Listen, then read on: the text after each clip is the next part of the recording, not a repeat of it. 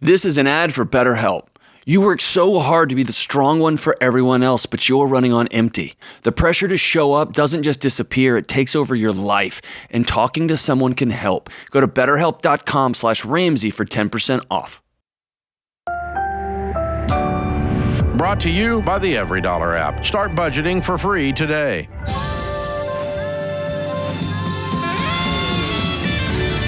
Normal is broke and common sense is weird, so we're here to help you transform your life. From the Ramsey Network in the Fairwinds Credit Union studio, this is The Ramsey Show. I'm Jade Warshaw. Next to me, George Kamel. Hey, love it. That was not a sound energy. effect. That was actually me. That came straight from the camel's mouth. Hey. Nailed it. I know, I did nail that. And we are going to nail it here with Marie, who is in Cleveland, Ohio. What's going on, Marie? How can George and I help today? Hi, thank you so much for taking my call.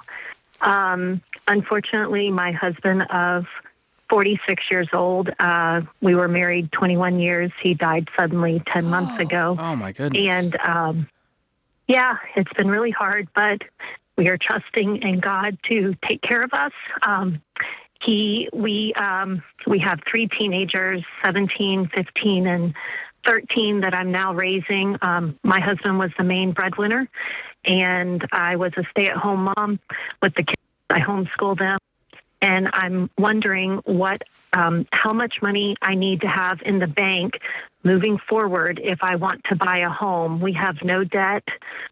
We own both of our vehicles, but I am raising 3 teenagers now by myself and having to figure out an income. The only thing that adds a interesting twist to this is that my husband's, the company that he worked with, they're very generous, unbelievably generous, and they have offered to continue his salary for a year. Wow. I know. I am still absolutely blown away by how God has lavishly taken care of us, but I just don't know what to do. Another situation that's been an incredible blessing is that someone has offered to pay our rent. We currently just rent a home through the rest of this year as well. Wow. So I am in a position where I can save quite a bit of money and potentially pay for a house in cash. I just am wondering what would be a wise decision to have in the bank if I do find a property. Marie, was there, I'm so sorry for your loss, first off. Was Thank there you. life insurance at all? Yes, there was $500,000. $500,000, okay. And have you received that? I have it in a savings account, a high yield savings account. Good. Okay. So it is drawing a little bit of interest. Okay, good. And that's just where it should be. So I hear 2 main questions. I hear, how do I basically plan for life and budgeting month to month as the years go by? And also, how do I set myself up to purchase a home in cash? Is that right? That is correct. Okay. So I love the generosity that you're experiencing with the folks around you, the year of salary, the year of rent. What I would do is I would go home tonight. We'll send you $EveryDollar at no cost to you. And I would go through and I would just budget out what my expenses are. And I would not right now play in the year of rent. I would still put the rent on there just so I can see what it is, because instead of paying the rent, you'll just pay it to yourself in savings. And that way you'll get used to that muscle of this money comes out, and even though right now it's going to savings, you won't get used to spending it month to month. And I think that that's a good thing. And you can even keep your husband's salary on there, since they're going to be paying you a year's worth of salary. And then after that, I'd say, okay, with this life insurance, can I draw the same amount of my husband's salary and just keep that budget going? So what did your husband earn? Well, he was self-employed, and so he did have to pull out quite a bit for taxes, and he didn't have very many write-off expenses, but he was earning a gross about $140 a year. Okay, and that's what he took home into you all's personal budget? well, that was gross. So after pulling out a tithe and taxes, I would say probably more like around 90 or 100,000. Okay, cool. So if you can, look at that monthly amount and say, okay, this feels good, for me to live off that amount. So that's going to be somewhere around $6,000 a month. So you'll get to test that out and see how that feels. And in the meantime, I would, George, get with a SmartVestor Pro and start looking at the best ways to invest this life insurance. Yeah, what they can do is look at all of the assets in the picture and then show you projections of what kind of runway you have for this money to work for you. Because if it's invested, it's in the market, so it could go down temporarily, could go up. And the last few years in the market have been great, and that doesn't tell us that much. We don't know what the future holds. But investing it for the long haul is going to do you way better than just keeping it in a high yield savings account. Now, can you replace $140,000 income off $500,000 for the rest of your life? No. But can it buy you a whole lot of time for those maybe teens to get out of the house and maybe you have an encore career? Absolutely. So would you guys think maybe that it's not a good idea to look at purchasing a house just yet? I would say if for cash, I don't think so, because you really need that nest egg until you can secure what your job is going to look like in the workforce. Because to George's point, it's not enough to draw $140,000 off of continuously. Mm-hmm. Do you guys have any other retirement accounts or any other savings to speak of? He had a very minimal 401k. It was only around 35,000. And then I have, grand total with everything put together, 401k, Roth, all that. It was probably only maybe a little bit over 100,000. Okay. And then anything in savings currently that you had aside from the 500,000 payout? Not much. I have managed with everything right now. I'm sitting at about 592,000. Okay. Well, you can look at it this way. If you bought a house in cash, that would alleviate having to pay a mortgage or rent. Now, you'd still have taxes, insurance, maintenance and repairs, all of that to pay for forever with a home. And so it's going to cost you a pretty penny to run this household regardless. But I like the idea of you sitting down with that SmartVestor Pro and saying, hey, when would the right time be based on our life season with teens in the house? Should we just continue renting? What are you paying for rent right now? About $1,100 a month. That's Okay, amazing. good. That is so much cheaper than you could do as a homeowner. I know. When you're, I know. And it's a great property as well. Yeah. So I would just hang on to that right now until you know that, hey, I have this job secured, I have this income, I can support being a homeowner with real money versus draining this sort of nest egg. Yeah. Do you have any ideas of what you might want to do for work? Have you had any free mental space to ideate on that? So I do have a background in nursing, but it was pretty traumatic the way my husband died, and I can't go back into the hospital right now. So That's so understandable.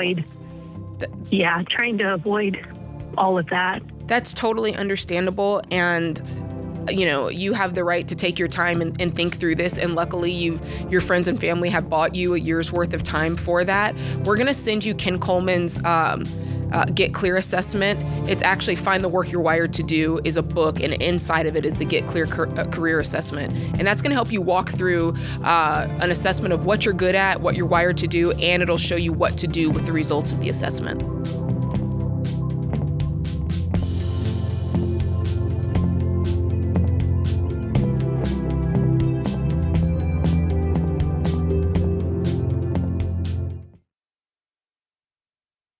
Dave, we got a lot of calls on this show where life happens. One day someone's healthy, they're working, providing for their family, and then a curveball hits. You know, we hear it all the time. A car accident, a cancer diagnosis, a heart attack, and suddenly everything changes. Yeah, and that's why you've always said that having term life insurance from Xander is essential, because it protects your family if the worst happens. Yeah, that's right. You need 10 to 12 times your income in coverage. No gimmicks, no whole life junk, just straightforward term life protection.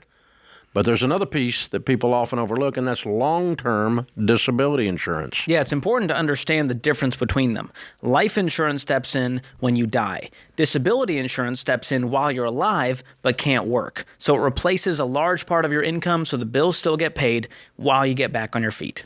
Now, if your employer gives you free disability insurance, great, take it. If it's discounted there at a better price, take it. But if not, Xander can help you find the right plan. Whether you're single or married, it's not optional.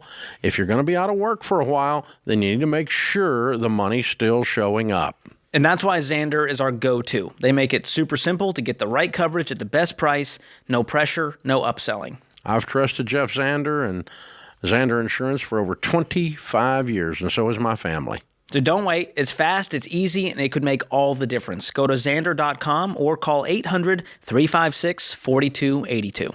Protect yourself, protect your income, protect your family.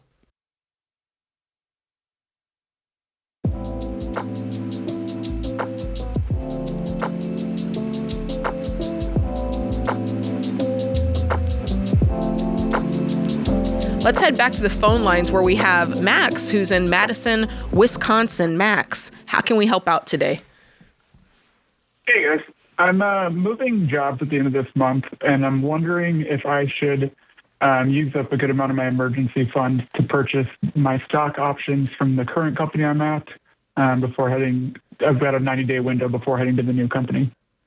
Interesting. 90 days, go into a new company. How much do you have in your emergency fund that you're thinking about using on this single stock? I have 32,000, and the stock options, there's 4,000 of them, and their exercise price is around $5. So it'd be about $20,000. What would you do with the stocks afterwards? Well, it's not a publicly traded company yet, so it's kind of just an intent on their future, kind of earnings. What if they never go public? Yeah, that's kind of the gamble and the kind of thing I'm weighing there. I think they're on a pretty good trajectory. It's about 300 million ARR, so it's it's something that they've had a lot of discussion about and have plans to do in the future. So it's kind of if they do go public, it's going to be a big payday for you. What does your $20K potentially turn into if they go public? Yeah, I don't know what they would go public at. Probably maybe $15 to $20 a share in an estimate. So you could 3 to 4x your money would be the hope. Correct. Couple years from now. Are you, what baby step are you in? Do you have any debt? Yeah, just mortgage. I got to tell you, if I were in your shoes, I wouldn't do this. It feels like a gamble. And I think that you could take the same money and invest it and know that you're going to get the return on that money. And I certainly wouldn't want to drain my savings knowing that I'm going to go through a 90-day dry spell with no income. George, I won't have a 90-day dry spell. There's just a 90-day 90 days to purchase. Window. Could you come up with that money outside of the emergency fund or close to it? Yeah, I could. It would have to come from probably Roth or... No, not from retirement, but from your like future cash flow income or any other assets that are liquid. Yeah, I possibly could. I just like the idea of you setting a guardrail for yourself of saying, hey, I'm not going to go less than 3 months of my emergency fund, but I'm willing to drain it down to 3 months and use future income in order to purchase the options if you're going to do it. And that way you're not stuck in a lurch. Because Murphy will come knocking, man. As soon as you buy those stocks, you're going to have a $15,000 emergency. It's just how life works. Right. So I'm not mad if you do this. There's not an all or nothing exercise option on them. I could do, a half. certain amount. Oh, that's good to know. Then you're going to go, if they do go public, you're going to go, dang it, I should have got all 20. I could have made more. There's always going to be that element to it of the what if. So if you feel strongly about this company, and even then, once they do go public, I would then move those stocks into a mutual fund or index fund versus keeping it in a single stock. Correct, right. Well, just a question. Why are you leaving the company if you're expecting them to do well and go public and all this? I have a better offer at a separate company, and it comes with 140,000 of RSUs, and they're already publicly traded. Nice. Same vesting schedule over 4 years, but it's a stock that's pretty well traded right now, and so I think it's just a better opportunity also for my career. Yeah. And maybe one other question I should have asked early: how much do you currently have in retirement? My wife and I probably around 350K across 401k, Roth, and others.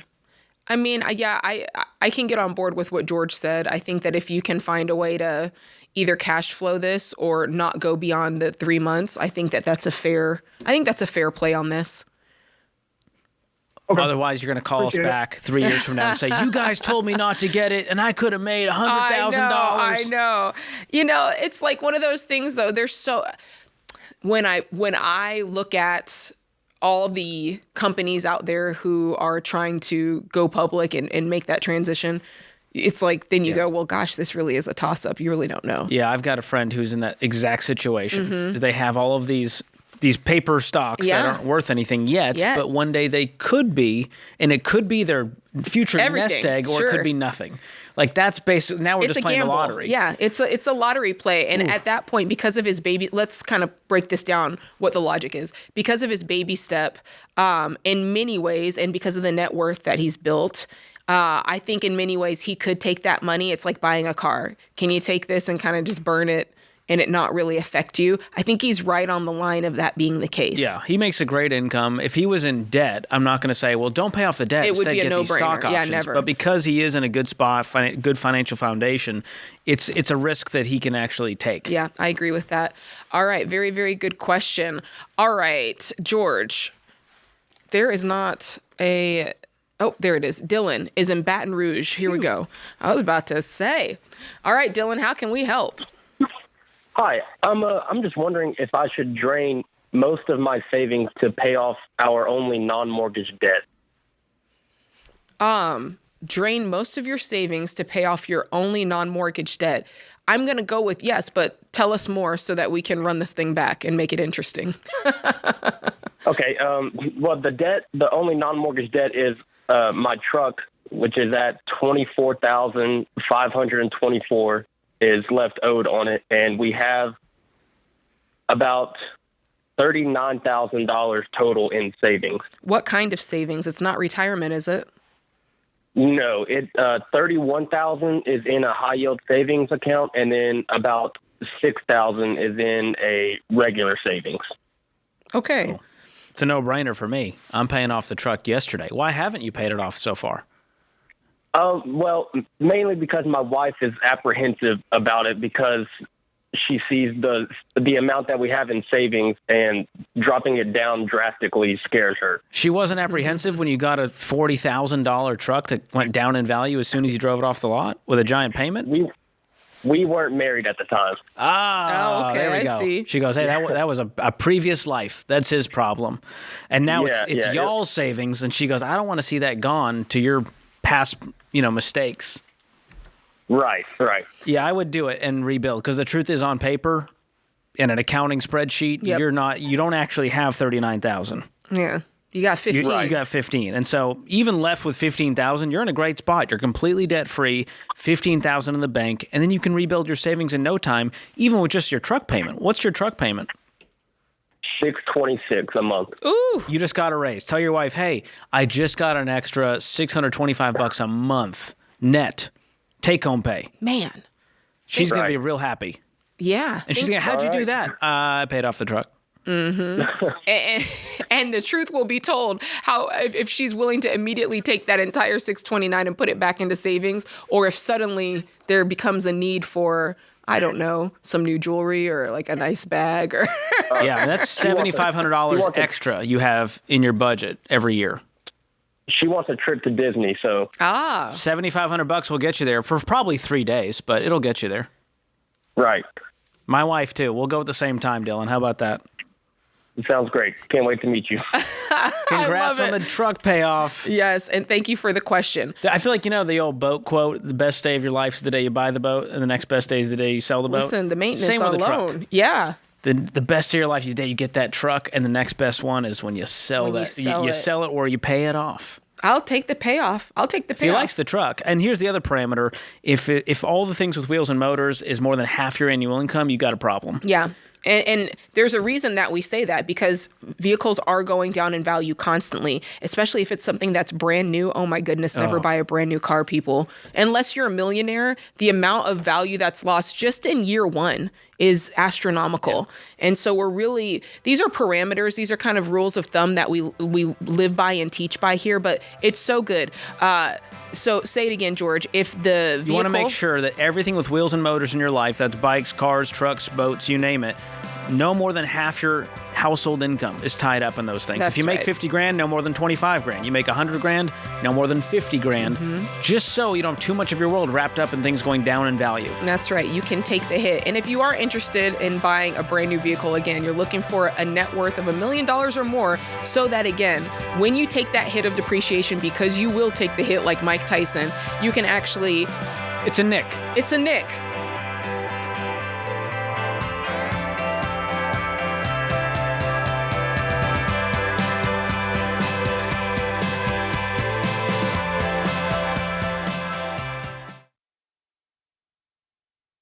Buying a home is one of the biggest financial decisions you'll ever make, but too many people base the decision on opinions or what the market is doing that week.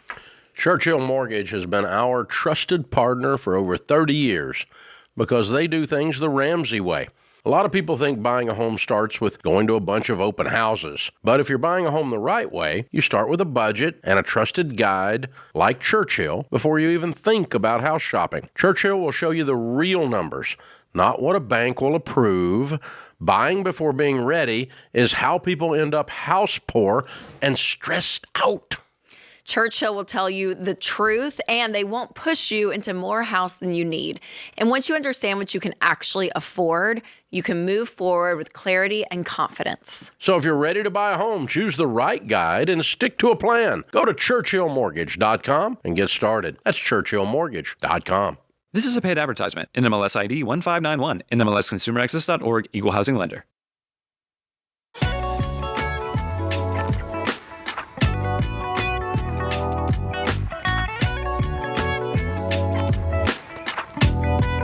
Well, guys, buying or selling your home is a very big deal, and you want an expert in your corner, someone who's fighting for you to find the best deal for the right price. The Ramsey Trusted Program is the only way to find a top agent you can trust who will help make your home a blessing and not a burden. Trust me, it's easy. Just compare agent profiles, interview them, and choose the right one to work with. Find a local Ramsey Trusted Real Estate Pro for free at RamseySolutions.com/agent, or you can click the link in the description if you're listening on YouTube or podcast. Shannon is in Denver, Colorado. Shannon, how can George and I help you out today?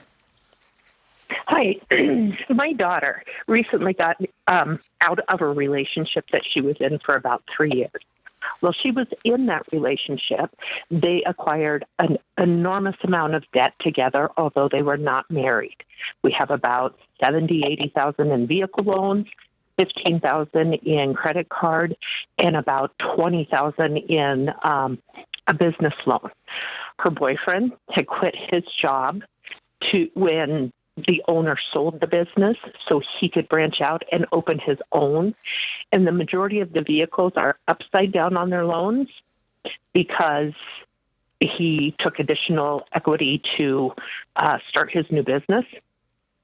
Now that they are no longer together, she is a co-signer on all of this stuff. Oh, boy. She is a single mom of two, and he has no verifiable or income because the business is so new and he is in with a partner. She is the only one that has verifiable income, and it's not that much. So we're not sure. She's contacted a couple attorneys. Nobody wants to really work with her to get it to where her name is off these loans. I know it can be very difficult, but we're wondering if she should probably file bankruptcy to get her out of all of this debt that she actually has no benefit of. Oh, boy. And you've already run this by attorneys to see if there's anything there to maybe legally split this or do something, and nobody will touch it. They really don't want to, because where he is the primary loan holder and she is the co-signer, even if they get a judgment, the banks don't necessarily want to take her off as the cosigner. Well, they know how risky this is. They like her on there. They want someone else on the hook. Absolutely. Tell us about the cars. You said they're both upside down. How badly, and how many are there? There currently are 3 vehicles. I believe it's a 22 Chevy Silverado that has about $50,000 that's owed on it. In addition to the vehicle loan, there was also a trailer for a motorcycle as well as a motorcycle. I do not believe that has extra equity. I believe that is just straight for those 3 pieces of property. They have a Hyundai, a 24 Hyundai, that is only valued at $33,000, but they got an additional $7,000 to put into his business. She had a Toyota Corolla that was paid off. It's an older Corolla. They went in and got a $9,000 loan on it. The car's not worth, but maybe about $4,000. So they owe 9 and it's worth 4? Correct. And let's go back to the Hyundai. She owes 33. What's the Hyundai worth? It's worth 33. They owe 40. Okay. And then let's go back to the first one, the $50,000 one. They owe 50, and what's that one worth? It's probably worth around 45 to 50. It is a very nice Chevy Silverado Club Cab pickup. And you're telling me the trailer and the motorcycle are worth nothing? It's a dirt bike trailer. Okay. For racing dirt bikes, it would maybe be worth $3,000. Okay, that's in good. Our area in the market. Yeah, we need that. And what about the motorcycle or the dirt bike? That's probably the motorcycle and the trailer might bring 4 or 5 out of them. Combined. You sold them together. Okay. Correct. So what I'd want to know, what I'd be seeking out next is if she can sell these items. Being the cosigner. And that's what I'd want a judge to approve. Hey, we can't find this guy. We can't track him down. He has no income. This is destroying her credit. Can we have the ability, we know a court order to sell? where he's at. Okay. He will not cooperate. Right. And that's why I'm saying, can we get a judge to order it? Okay. That's what I'd check on. I don't know if they will, because what's taken place is totally legal. She co-signed on debt, which is honestly, and I mean, you already know this is just one of the worst things that you can do because you're on the line. That's the whole point. If this guy doesn't pay, I'm saying I will. That's what you're saying when you co-sign. So there's nothing, except him being a scumbag, there's nothing illegal going on here. There's nothing, quote, wrong going on here. So it's going to be hard, but I would at least try to say, I'd try to go before a judge and say, this person's not paying. Here's what it's doing to me. Well, can we sell these assets so that we can clear that? That is an issue we're running up against, is he is making monthly payments. But at the rate that he's making these monthly payments, if he ever stops, she doesn't know until it's too late. Right. If he, her name's on the vehicles as well. So she can't go get something independently of him, and he has come and taken her vehicle while she was at work. Well, how can he do that? Is she driving one of these? He has an extra key. Oh, she's driving one of these. She's driving the Corolla? Yeah.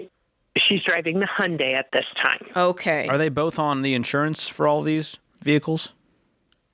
From what we understand, yes. But at any time, he could take her off the insurance and she would have no knowledge.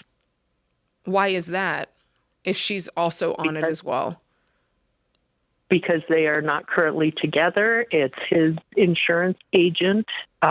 Is he trying to actively destroy her life at this point? Like, where's his head at? Basically, they have. He left her 1 month after they had a child together. He is not ordered to pay. He pays $100 a month for child support. That's what and they have told her ordered by the courts. If she can, yes. If she contests it because he does not have verifiable income, she may end up having to pay him. This is a nightmare.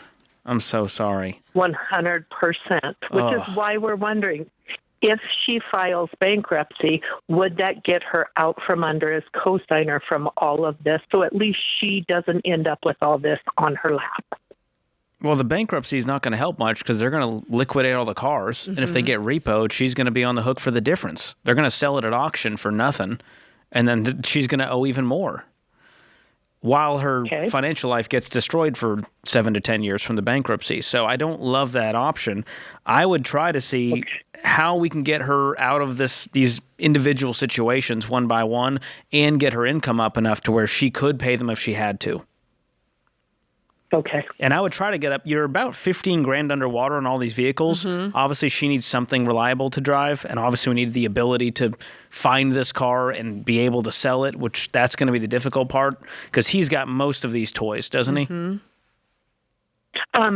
He has everything. She has access to the Hyundai and the Toyota, but she would love to sell the Toyota. She can't because of this loan that's on it. Yeah. She has told him, come get the Hyundai. I will go out and buy something that, I can afford so I can make my own payment. But she can't with her credit wrapped up in all of this. Yeah, well, she could drive the Corolla, right? If she sold the Hyundai, she could do that? Absolutely. Okay, so if we at least get out of those two, it solves some problems here because that at least alleviates some of this pain when you owe 33 on one and 9 on the other, which means you need to come up with 12 grand to get out from underwater on this, and then you can keep the Corolla. Yeah, and what about the credit cards? Are those still actively going? Because I'd want to make sure that those are shut down and that more money is not able to be rung up on those. I would freeze her credit. Yes. So that no accounts can be opened under her name and social security number as well. And the same thing with this business loan. Her biggest job right now is to work hard to save. I mean, she is on the hook for this money. So let's earn $20,000 and start knocking out debt and make sure it can't come back to haunt us later on by freezing the credit.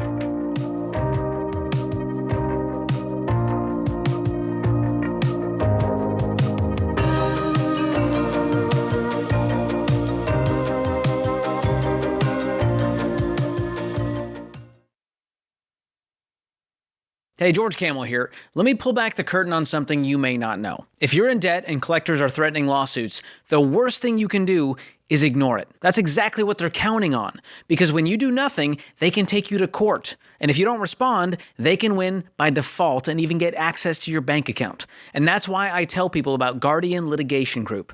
Guardian Litigation is not another debt relief company with some bait and switch tactic and empty promises. They're an actual law firm with real attorneys. And from day one, you get an attorney who represents you.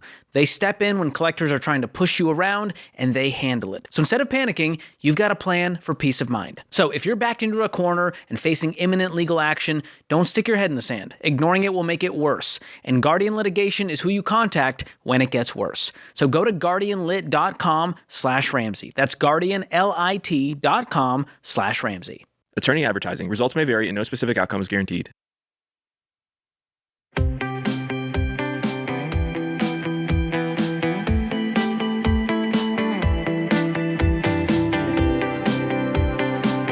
Right back to the phone lines where Harrison is in Augusta, Georgia. Hi, Harrison. What's up in your world? Yes, thank you all so much for taking my call. So my wife and I are in our late 30s with 2 kids under 3. I make about $80,000 a year, and my wife makes about $30,000. And together we've got about $100,000 in non-mortgage debt, mostly vehicles and credit cards. And after doing our budget, we're realizing we're running about a $2,200 a month deficit. Woo.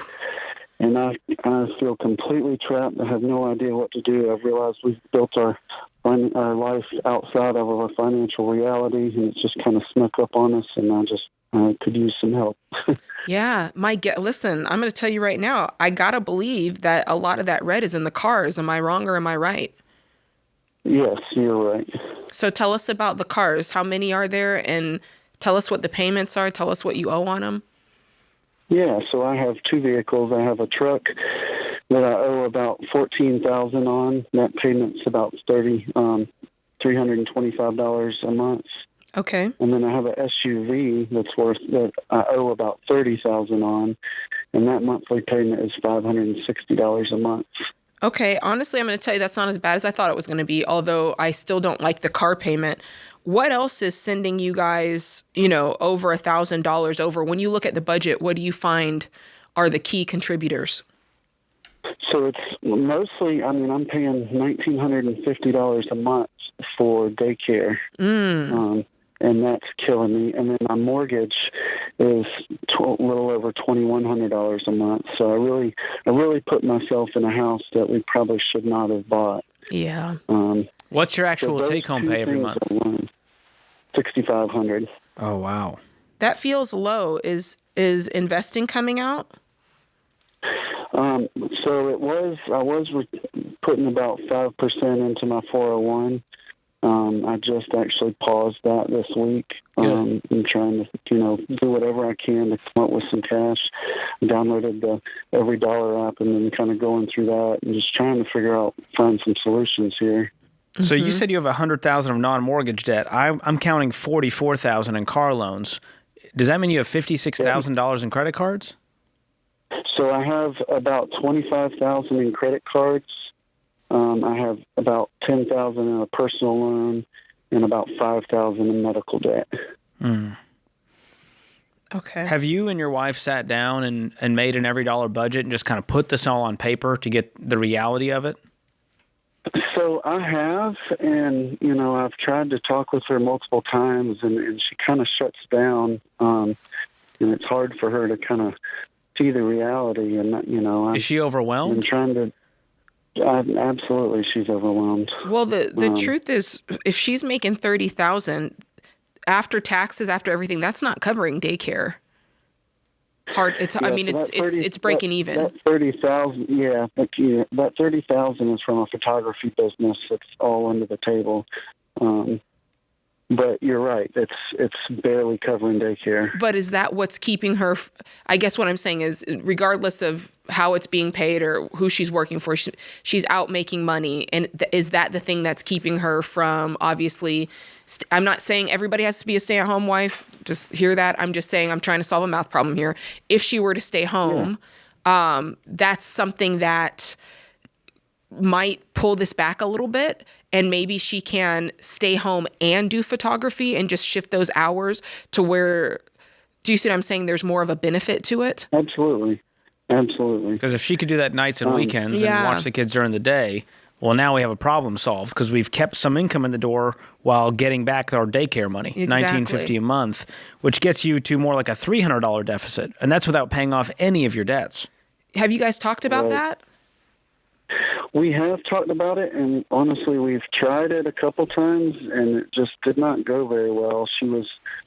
She struggled with keeping both kids at home and trying to work, and so, we kind of came up with a plan that, hey, this is a new business. Let's get the kids in daycare and give you a real shot to really grow this business and see where it can go. How long has it been? So she's only been doing this about 6 months. Okay, so here's where I'm at with this. There's three things. There's three options on the table here, and a couple of them are a must. Number one, we have to sell the vehicles. At least one of them, at least the $30,000 SUV, has to go out the door. The other thing is she either needs to choose between, I'm going to do this part-time and stay home with the kids and try to bring in as much as I can in part-time hours, or I'm going to find a job or make this job grow in a hurry to where I'm making more than $30,000, because you guys are, and the same goes for you too. Like, you've got to find ways to get your income up, even if it's side hustling, if it's overtime. You guys are up against some very scary numbers here. And you cannot, and mind you, we're not even talking about paying off debt yet. We're just talking about getting you out of the red. We haven't even found them. These are just things to get you out of the red. This is not extra margin. And just baseline where you can cover all the bills. Because right now, are you using the credit cards to fund that gap?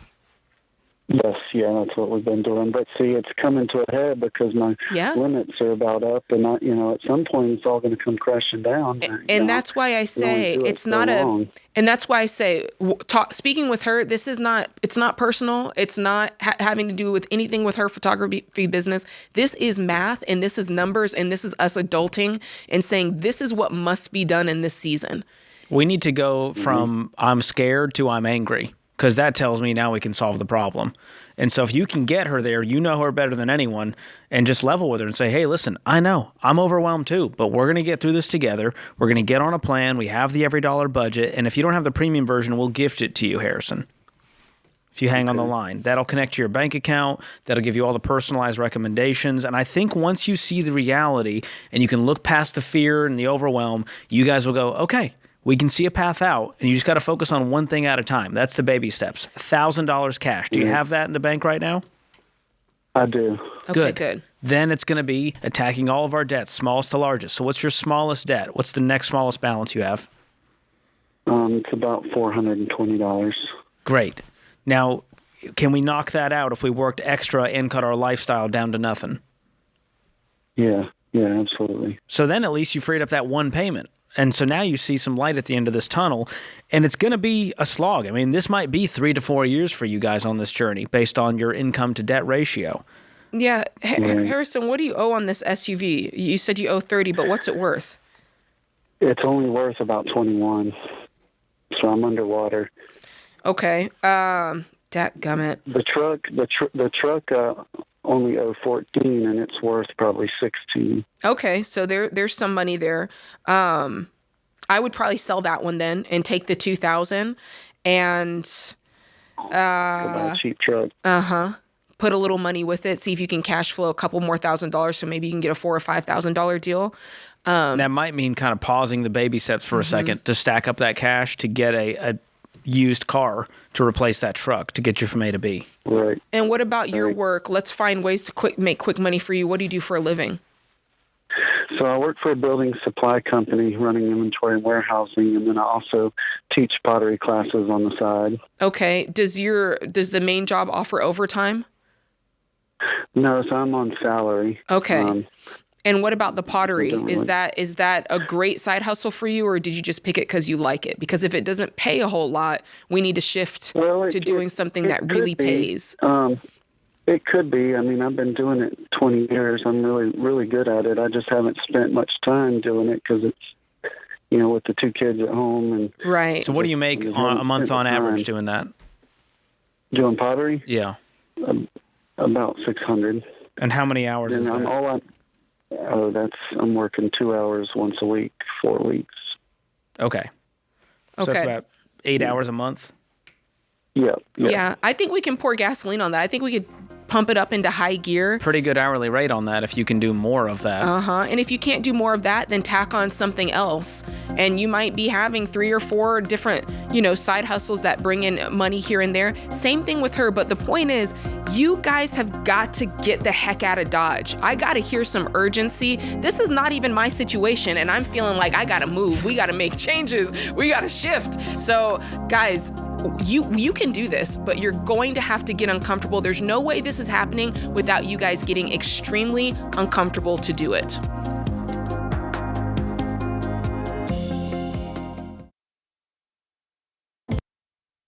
Okay, guys, let me ask you something. What would it take for you to switch your bank? Because if you're still earning next to nothing on your savings, you need to check out Fairwinds Credit Union. And I know what you're thinking. It might sound like a hassle. Moving your direct deposit, updating bills, getting a new debit card feels like a lot. But here's what most people don't realize. Staying where you are could be costing you hundreds of dollars every year. Y'all, the average savings account pays less than 0.5%. So let's say, for example, you got $20,000 saved. You might earn around $70 a year. But with a Fairwinds high yield savings account earning 3% APY or more, that same money could earn you over $600. And that's real money that you can use towards the baby steps. So don't let temporary comfort keep you stuck. Check out the Smart Bundle from Fairwinds Credit Union. You get a high-yield savings account, a no-fee checking account, and the Ramsey Be Weird debit card. Go to fairwinds.org/Ramsey to learn more and make the switch today. That's fairwinds.org/Ramsey, insured by the NCUA.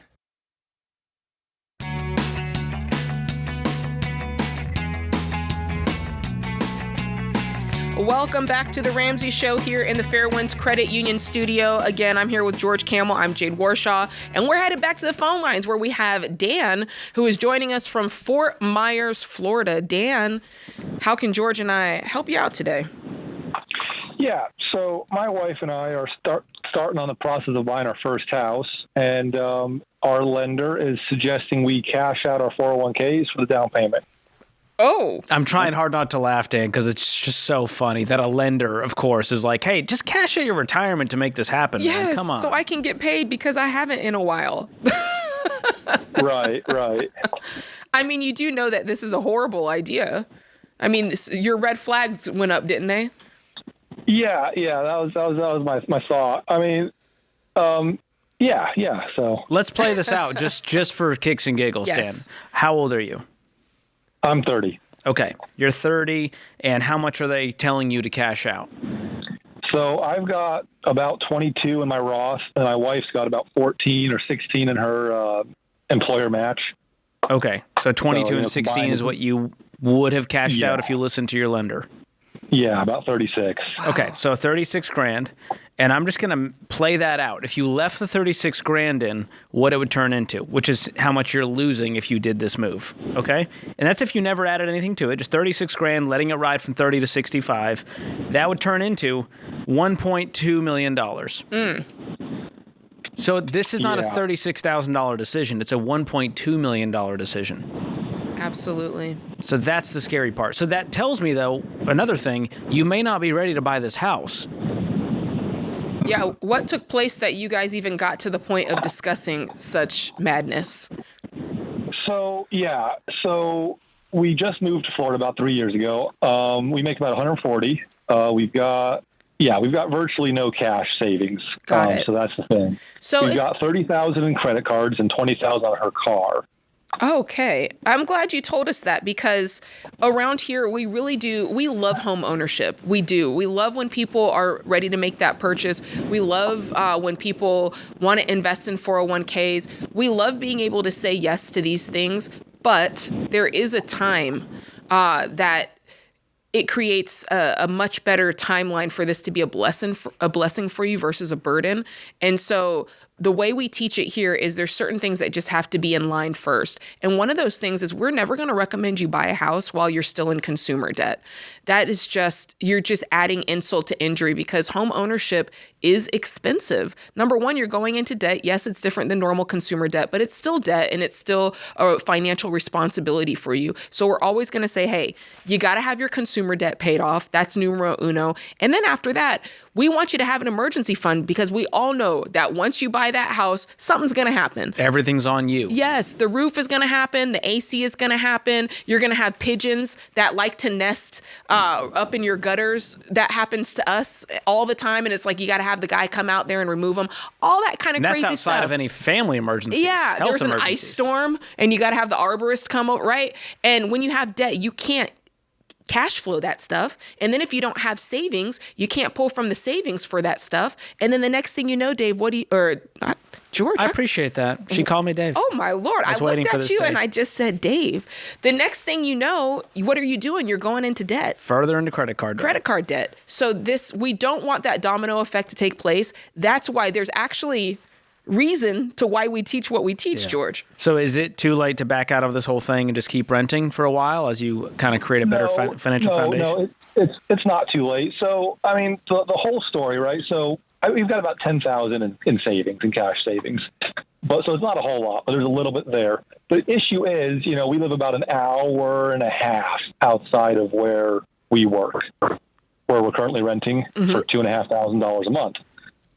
So, I mean, we're already paying a high rental, even being out in the boonies. Mm-hmm. And then, so we just had a kid last year, so we're trying to move closer into town. Rentals in town, closer into town by daycare is about $3,500 a month. And that's about what the mortgage would be. To play the devil's advocate on the cash out the 401k side of things, my wife's 401k match grew that in under 3 years, in like 2.5 years.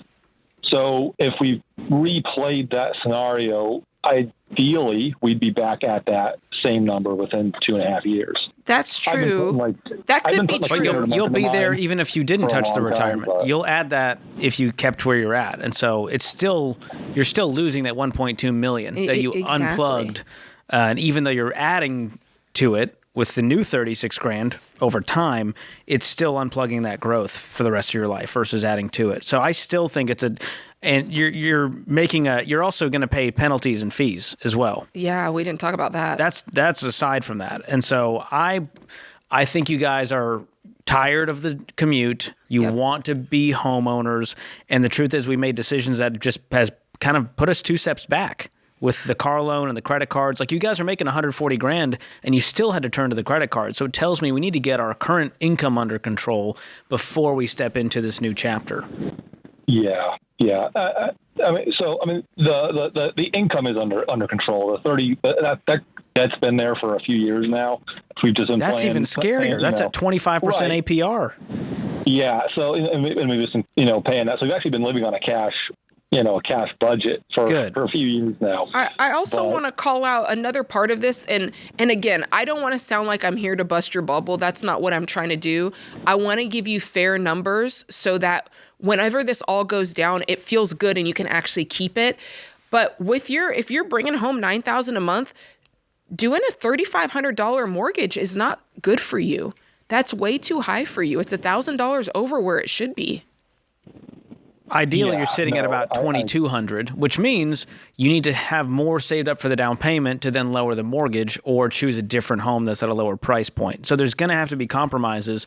Otherwise, you're going to be calling us back when maybe you lose one income or income goes down, and all of a sudden you're going, hey, we can't afford to stay here anymore. We need to move. Or we can't invest 15% to retirement because this mortgage is killing us. And hear it from this angle. You called in saying your lender gave you some bad advice. They have money tacked onto that, and so they're kind of driven by making a commission. George and I have nothing. We're completely unbiased for you, and so we're just looking at this as the numbers are. We get no commission, we get nothing, and we can just look at this and go, at the bottom line, Dan, is you're just not ready to buy a house. You just don't have the money yet. And you can get there, and I think that you can get there pretty quickly relative to, the span of your life. But the day is not today. And maybe next year you could be ready. But the truth is you guys have $50,000 of debt that needs to be paid off. You need to stack up at least 3 to 6 months of expenses. And then... So that's probably like an $80,000 swing before we even start saving up a down payment, which is probably another $100 grand. And I guarantee that's not what you wanted to hear when you called in. Yeah. Right. But I think you knew in your heart that this was a bad decision, hence why you called our show. Yeah. I was thinking, I probably got to go find 80 grand or so. Mm-hmm. I mean, the cool thing is I'm self-employed. I'm in the construction business. Oh. And I've been, sky's the limit for you. Sky's the limit for you. To add, 30 to 40,000 a year. Just go bust it, man. Your income is your greatest wealth building tool. So let's use it to pay off the debt, get the emergency fund, get the down payment. If you really want that home, prove it. Pay off the debt and get yourself to a good financial spot.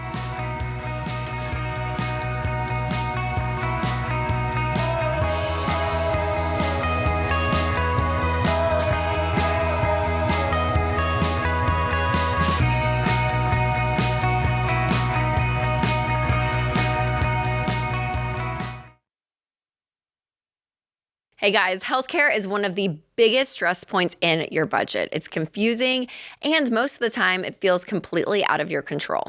But there is a better way to handle it. Christian Healthcare Ministries isn't health insurance. It's a health cost-sharing ministry where Christians share each other's medical bills. And it's not a new idea. CHM has been around since 1981. It's predictable and proven, and they've shared over $13 billion in medical bills for their members.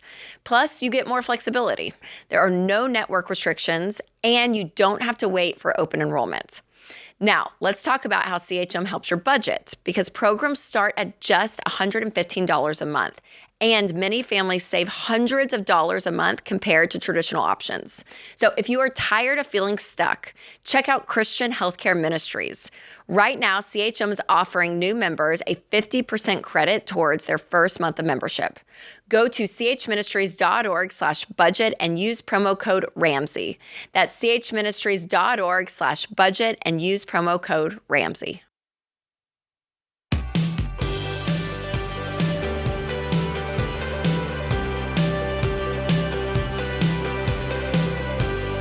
Headed back to the phone lines where we find Samantha, who's in Miami, Florida. What's going on, Samantha? How you doing? Hi, I'm doing great. How about you guys? Excellent. How can we help? I am calling because my husband and I love the Dave Ramsey show. We watch it all the time on YouTube.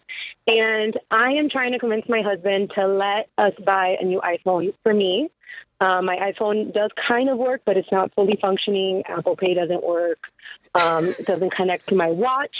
But I do tend to kind of break things. I don't think super fast to the average, but compared to my husband, he takes care of all his technology. His iPhone's like 5 years old. You know, mine's about to turn 3. Okay. And I want a new one. Okay. So it doesn't connect to Apple Pay and it doesn't connect to your iWatch. And it's only 3 years old? Yes. It's 3 years old. It's fallen a few times. I work in an industry where I move around a lot. I travel a lot. So by fallen, you mean you've dropped it? Yes. Okay. It didn't trip on its own. That's what we're asking. Okay. Samantha, frequently falls out of my hand, though. Let me tell you, Samantha, if you could have been in the commercial break, George was making fun of me because my iPhone is so destroyed. It is just, it's fallen many times. It's completely cracked. And I am on your side on doing our best and it's still not being enough with these iPhones. So let's talk through that. You're talking to a former Apple Store employee, and it hurts my heart when I see an iPhone fall. It's like dropping a baby to me. Almost as bad. I drop babies pretty frequently. Oh, gosh, Samantha. You're dropping babies. Your own babies or other folks' babies? Just the iPhone. Okay, good. I was like, God. Don't give Samantha a baby. Okay. All right, so I understand your husband's frustration, and he's going, why would we get you a new one for you to then make it an old broken one very quickly? Exactly. What's a new iPhone run these days? I haven't bought a brand new one. The Pro Max one or the Pro I was looking at was $1,100. Why are you looking at the Pro Max? It's like knowing you get into car wrecks a lot, going, I'll take the Porsche, please. Oh boy, $1,100. Well, even the least expensive one, I think, was around $700. But can't you get an older model? I'm looking right now on Swappa, which is a. I've sold my old phones on Swappa, so you can buy an iPhone 16 in great condition for $350. Oh, love that. And what would be the problem with that, Samantha? The new one. Because I just wanted the new one. There we go. Well, thank you for your honesty, Samantha. She just wants So it went from my phone doesn't work to, no, I just want the fanciest, latest, and greatest. If I'm going to get the new phone, I just want the new phone. Well, let's see, can you even afford it? So tell us, is this something that you could do and it's just not a thing, or if it's something that would really set you back? Do you guys have any debt? We have no debt for baby steps. We're on baby step 6. Good. Oh, just the mortgage? So just our house. Okay. How much is in the emergency fund? A year.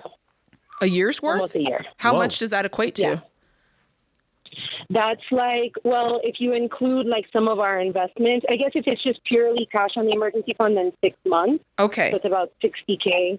And then we also have some investments we could liquidate if there was a bigger emergency. And in a brokerage account. We invest brokerage accounts, and when we do invest almost 30% of our income annually gets either. What's your net worth? Roth IRAs, all the things. What's your net worth? About $1 million. Way to okay, go. so it sounds like old boy is being a little stingy. I have an idea, Samantha. What iPhone does your husband have? So his work pays for his, and he just got the newest one after having his for 5 years. Okay, what happened to his old phone? he cracked the screen. Oh, See, look at that. Here's where this is what we really need to discuss. He had it for 5 years. He had it for 5 years. But what we really need to set as a baseline, and we need to know what is a norm of keeping your phone. Like, what is the normal amount of time that a person should keep their phone before they upgrade? We were just out in the lobby, and it was an iPhone with the single lens. It must have been an iPhone 4, and it was working great. Yeah. Because they took care of it. Okay. George, we need to hear, because we don't know unless the people speak. So if you're watching this, in the comments put, what is a normal amount of time to have your phone before you upgrade? Is it 3 years? Is it 5 years? Is it every year? I would like to know. As long until it just literally doesn't work anymore? So for the audience, is 3 years a fair time? If you see one person said 10 years, one said 5. I'm seeing another 5. 2, 3. Okay. So I think that it seems like we're in the threshold. 2 to anywhere 5. Between 2 to 5 years, you should be able to upgrade your phone. I agree, Samantha. So you can't upgrade it. Here's my condition if I'm your husband. Day one, we are getting a screen protector on there and an OtterBox case that is indestructible.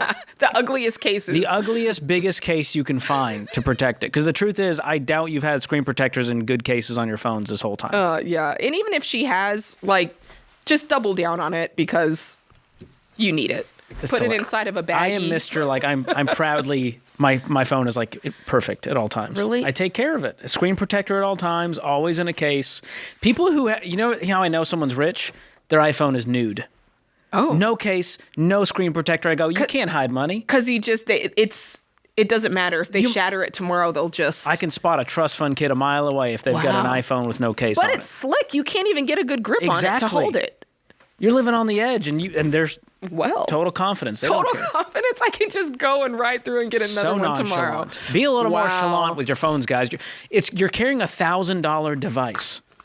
Yeah. You wouldn't do that with your laptop. I've never had the brand new phone. I've never had the most brand new phone ever. I'm proud of you. I don't even know which one this one is, but it's got 2 holes. Well, you know what's nice? I buy old ones off coworkers, you know, as they upgrade, and they'll sell them on our little forums or whatever. So ask around. I mean, Facebook Marketplace, don't get scammed there, but Swappa is another one. There's a bunch of cell phone sites to sell old phones, buy used phones. Okay. So all of that really helps because I don't want to overpay. So if I go to the Apple store, I feel like I get them at the Apple store. I get an older one. You can get refurbished. They'll have them refurbished. But it's cheaper on Swappa. 100%. Refurbished is just a little bit cheaper than new. Interesting. And there's more that you can choose from on there? Yeah. Interesting. And it's all, legit. Not a sponsor, but, it's just a site I've used. Maybe they ought to be. Hit us up, Swappa. Okay, so do you think it's fair that, obviously some people like Samantha and myself, we drop them more often, even if you hadn't dropped it, even if you just had the phone for 3 years and you were like, you know what? I'd like to see what the newer model looks like. Yeah, if you budget for it, you pay cash. I mean, you might need a sinking fund these days because of how expensive these things are. If it's $1,000 and you need one every 2 or 3 years, and that's let me just $50 say, a month you got to set aside. This is a loophole that a lot of people do. Do you want to know what they do? They, when they're AT&T or Verizon, what do? They just do the payments for it. Oh, yikes. That's my least favorite option. They just add it into Which, just by the way, in my phone locks you bill. into their contracts. Yeah. Yes. So there's some golden handcuffs there. So never think, well, it's super cheap. I just pay it every month. That's what they want you to do. Can I tell you, I kind of got tricked because I didn't know. So this was several years back. I got a notice on my phone that was like, time to upgrade. And to me, when it's like, it's time to upgrade, I'm thinking, okay, I'm just upgrading my phone. It's time to just swap them. Swappa. There you go. And I didn't even realize because they just did one phone for another. And then I realized it was in my bill. Oh, they snuck that It was on just you. automatically. And so all of a sudden one day our phone bill went down and I was like, why did our phone bill go down? And I realized I'd been paying payments on the phone and I didn't even know it. Wow, that is brutal. Diabolical. Oh, the other thing I need to mention is that a lot of people think, well, my phone is broken, it doesn't work anymore. No, it's just user error because you put so much crap on that phone, it can't function anymore. Too much, not enough memory. You got to clear some space. And so resetting your phone and cleaning it, you'll feel like you got a new phone. Just like with a car. Get your car detailed and that car fever will go away pretty quickly. You know what, though? Some people, that's just their thing. Like, if it weren't for Sam Warshaw in our house, I would have no dealings with the technology. Like he does all that stuff. I get frustrated. One thing doesn't work. I'm like, this stupid phone. And he just walks by and pushes one button and it's all fixed. See, me and Sam, we're tech support. Tech support. Every household needs a tech support. I could tell it was you in your house. I can't use a screwdriver, but I could fix your Wi-Fi. No problems. Tech support. We need it.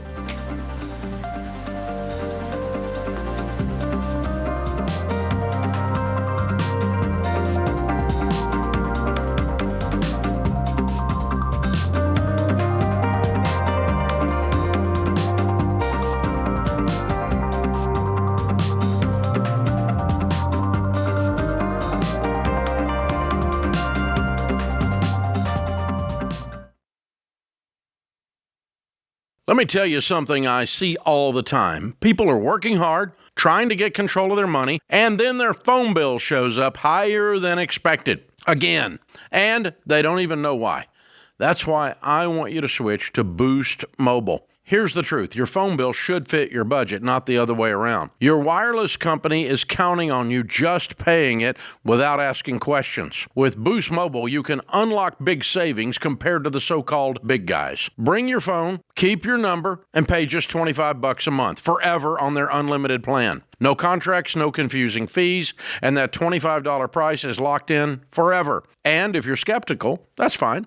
Boost Mobile backs it up with a 30-day money-back guarantee, meaning you can try it without feeling trapped. So, stop overpaying for something you use every day. Go to boostmobile.com/Ramsey to make the switch today. That's boostmobile.com/Ramsey. $25 forever requires customers to remain active on Boost Mobile Unlimited plan.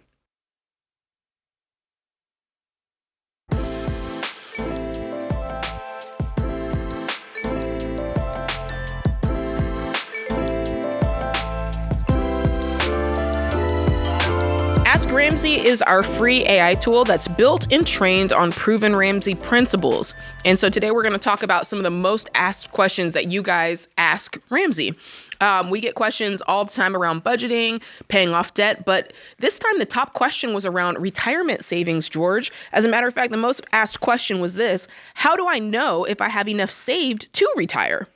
Well, the simple answer that you will hate is you have enough saved to retire when your retirement income can cover your retirement lifestyle without depending on Social Security. So figure out how much you'll need to live on each month in retirement, which easier said than done because we don't know what inflation's going to be. Will Social Security be there? How much will it be? Yeah. Healthcare costs, all of that. But to the best of your ability, go, okay, here's what I'm living on now. Here's what I think it'll be, 10, 20, 30 years from now. Right. Then list all of your expected income streams. Hopefully, if you follow our plan, you've got the 401ks, IRAs, maybe even a pension. And if your monthly income is close to or above that expected monthly spending, you are probably on track. And if there's a gap that tells me you need to lower the lifestyle, you need to increase how much you're saving now, or plan to work part-time in retirement, not a bad idea. So important call-outs, though: be debt-free before in retirement. So work to pay off the house, make sure you have everything paid off before you head into retirement, plan for those healthcare costs, be on a written retirement budget, not just vibes. Yeah, not just a guess. That's so good. And Ask Ramsey, it can really help you walk through a retirement planning checklist to make sure that you have your retirement savings that can actually float you and your lifestyle in retirement. So again, ask your question today at ramseysolutions.com, or you can just click the link in the description if you're listening on podcast or YouTube. Again, if you want to ask Ramsey your question, go to ramseysolutions.com. All right, we got Jeff, who's in Nashville, Tennessee. Hey, Jeff, how can we help out today? Hey, guys. Well, I have a question about my career, and I was wondering if you guys could help. So I've been with the same company for almost 13 years, and we're in kind of the restoration cleaning industry. The plan for my future was that I'm to take over the company. We have no written contract. There's no written agreement. It's just something that somebody told me. But lately, I've found a lot of moral and ethical disparity between my owner and I. And my question for you is, do I hang on and wait until I can take over, or is it time to just go ahead and move on? Ooh, I would love to know the moral and ethical, because that sounds very serious. Is it like crimes are being committed, or they're just doing things in a way you wouldn't? Not as far as the world is concerned. biblically, a little bit. Essentially, in this industry, I'm not about giving people money to give me work, or people to give me work, me give them money back, and that has started to happen after 16 years of this company never spending a dollar on marketing at all. We're now paying off a person to quote unquote give us work that's just not profitable. So you're paying a marketer? Oh no, this is paying essentially a maintenance guy to approve contracts or approve bids that we offer up to them. Okay. What is that doing for the company? What's the upside? I will quote, we have to do what we have to do to get work. And that's what I was told this is all about. However, am I missing something on the moral part of this or the ethical? Help me understand. I feel like I'm missing something. So there's a person who's helping you get contracts and they're approving whether the bids are good enough? No, essentially this is a maintenance guy that works for somebody who has the ability to approve or deny estimates for this property. And my company paid that man $7,000 in an attempt to get him to approve more of our estimates. So it's basically a bribe. A bribe. That's a perfect way to put it. Yeah. Okay. Yeah. That makes more sense. I needed that clarity. Okay. So you're bribing. They're bribing this guy. If we pay you a little money on the side, you'll approve to feed more us of ours. more clientele. I see. And more projects. Okay. You don't like the way that's being done. That makes sense. The part that I'm really wondering about is you said people are talking about me taking over the company, but there's neither contracts nor paper trail for this. I would need more. I would need like a date in writing versus just a vibe of like, well, maybe when the time comes, you could take it over. Can you have that conversation? We've had the conversation several times. It's loose-ended. There's no definition. There's no timeline. There's no payment. None of that stuff is discussed, and we're talking a company that may value somewhere around $350,000. Okay. If this was a significant other in your life, and we're talking about commitment and marriage, you would go, hey, clearly she's not that into you. If she's kicking the tires, going, yeah, maybe we'll get married. We'll see about that. It might just be a way to keep you warm, like keep you on their side and keep you as an employee, because maybe they know that you don't like the way things are going. And you've addressed it, it sounds like, because they gave you the answer of, hey, we got to do what we got to do. That's it. And this has been addressed many times. I feel exactly like that they're trying to keep me on a hook for a while until the day comes, and then we just cut the line. So that question is, I've already kind of formed up an LLC, and before I just start really moving forward with it, my question is, do I maintain what I'm doing now and try to cold start my LLC, or do I just jump right into this thing? Well, yeah, that's a whole different question, because there's income on the line here, right? So how much are you earning now? That's it. It's minimal. I make $60 a year. $60 a year. And how quickly do you think you could generate that same profit from you starting up your own business? I would need about 6, maybe 7 months. Is there any part of this business that you can do ethically while you're still working for your boss? Absolutely. Nights and weekends. Oh, okay. And it's on conflict with any contract you signed to, like a non-compete. Absolutely. I don't have a non-compete. Okay. Okay, that's then good. There's nothing wrong with you going, hey, it's my time. When the time is right, I'm going to go launch this thing on the side. But I don't think in good faith you can continue working for this person because of the soul tax that you're paying right now, the resentment building up. I mean, it's going to eat you alive. It's a poison that you're drinking every day you stay here, knowing this business is not being run ethically.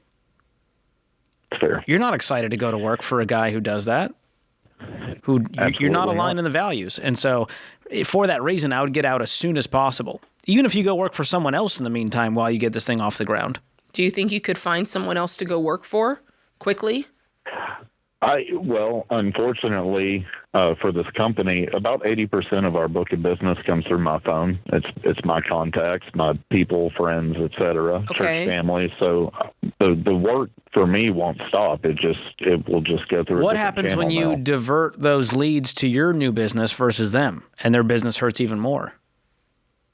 Unfortunately, they're the ones calling me. I'm not in control of who, whether they choose the old company or the new company. But you're going to tell them, hey, I actually started my own thing if you're interested. So if realistically, how many leads do you think would come with you, and how much money is that? Like, how much could you have on the table within your first 30 to 60 days? First 30 to 60 days with a cold start, not necessarily having everything together, I could probably pull together 25 to 40,000 in project work pretty quickly. And that turns into how much in profits? Does that replace your current monthly income? Oh, it would absolutely blow my current income out of the water. I think this is going to happen faster than you think. I think you try this for a month or two and realize, oh, okay, I can do this repeatedly. Yeah, with stability. Absolutely. And because here's the thing, you might just flip it. Usually it's the opposite. We say, okay, do this other job while you build the business. But I think you can build the business, and if you have extra time, yeah, sure, you could work a side hustle and fill in gaps, but I don't even think you need to do that. It sounds like you've got it right there. There's no non-compete, so there's nothing ethically here. You just want to run a business differently. I'm all for it, and you want to do it the right way. I think that's really, really good, and we're rooting for you.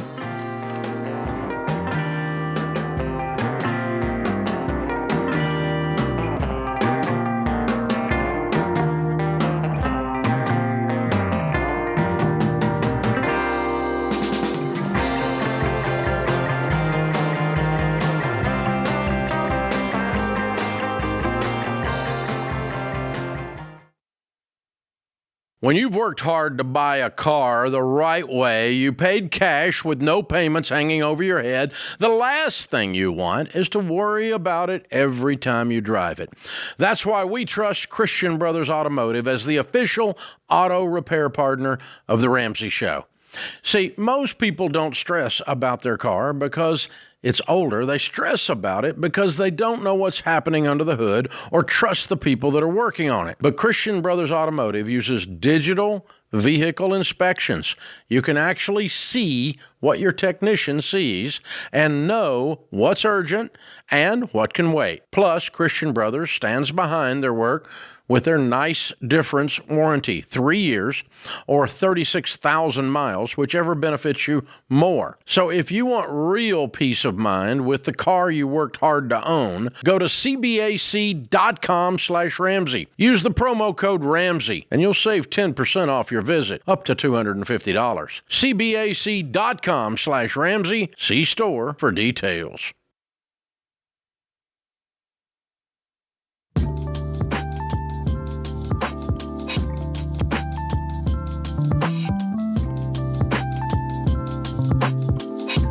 Well, it's my favorite time of the show, George, where we get to talk about my favorite budgeting app, which is EveryDollar. And one of our favorite things is when people share their stories about how EveryDollar is helping them win. As a matter of fact, we have this from a fan. They said, it's just being able to use EveryDollar and see all the extra we have every single month. It was super motivating. We'd have thousands of dollars extra and just throw it on the mortgage. And hey, I think that's amazing. And you can do the same thing too. You can take control of your money. You can change your family tree, and you can live like no one else. So start EveryDollar for free today in the App Store or Google Play. Matt is in Phoenix, Arizona. Matt, you are on the line, my friend. Hey guys, how you doing? Doing good. What's up? I am at a weird crossing point. We are in baby step 2, and we have no consumer debt left. We just have our mortgage, which is at $416,000, and we have $75,000 in student loans left at 8%. Okay. We are trying to figure out. We have $50,000 in the bank too. How much? We're trying to figure 52? out. What's that? How much do you have in the bank? 50,000. 50. Okay. We're trying to figure out if we should pay the student loans right now, and the only reason I would be second questioning it in the process of all this is because in our mortgage is the PMI the mortgage insurance, which is $250 a month. Mm-hmm. Our student loan payment is $117 a month. So in order to get our PMI insurance off, we would have to pay $70,000 right around there on our mortgage to drop that off. So my thought process was, do I pay the 70 on the mortgage to drop that down so I can roll that extra 250 towards the student loan, since it's more than double the student loan payment, and then tackle that? Or do I just keep trucking along and knock out the student loans and then keep going from there? It's a fair question. I mean, you're looking at what you'll receive back. So you're looking at the payment in essence more so than the balance itself of the consumer debt. And I understand that. If I were in your shoes, because really when we're talking about the mortgage, that really is a baby step 6 activity. And so I would continue on with the student loans because there's $75,000 of these bad boys. You got to knock this out. The good news is you have $49,000 that you can put towards that cause. And I would totally do that. I would totally do that. My guess is you're knocking out a bunch of student loans in the process, right? Yeah. Because they're broken up. So you're going to free up a whole lot of payments too. Yeah. Have you done the calculation? How much is that? As far as interest? If you paid off the $50,000 of the smallest loans right now, how many payments would that free up? What does that amount to each month? That I have not calculated. That's a better calculation, I think, than the minimum payment on the student loans. Mm-hmm. So I would definitely tackle the student loans. I know the PMI sucks, but you're going to get there real fast if you knock out these student loans. What's your household income? Okay. $318,000. Goodness gracious. Oh, yeah. We'll knock out the student loans and the mortgage if you get control of this. Yeah, over the course of this year, why wouldn't that be the goal, to to be out of baby step 2, so $75,000 down, and then we're aggressively saving up 3 months of expenses, from then we can aggressively put extra towards this PMI. 100%. Yeah, we can definitely do it. We take home about anywhere from, I'm on commission, but we take home about $14,000 to $17,000 after taxes every month. Mm-hmm. So we've been aggressive. We paid off $120,000 in the last 15 months. Excellent. So Awesome. we got everything, all the consumer stuff out of the way. The only monkey wrench here is in about 12 months, my wife is going to, we're going to have her stay at home and just raise the kids. Okay. And so we're going to lose about $68,000 in income. And our take home after taxes would just be around $13,000 to $14,000. Okay. But then after we put on health insurance and 401k and all that stuff, we would only be saving about, after bills and utilities and mortgage, we would only be saving about $2,000 to $3,000 a month. That would be the extra play after all the bills, is what we would have left to play with, rather than right now we have about $10,000 to $11,000 in play every month.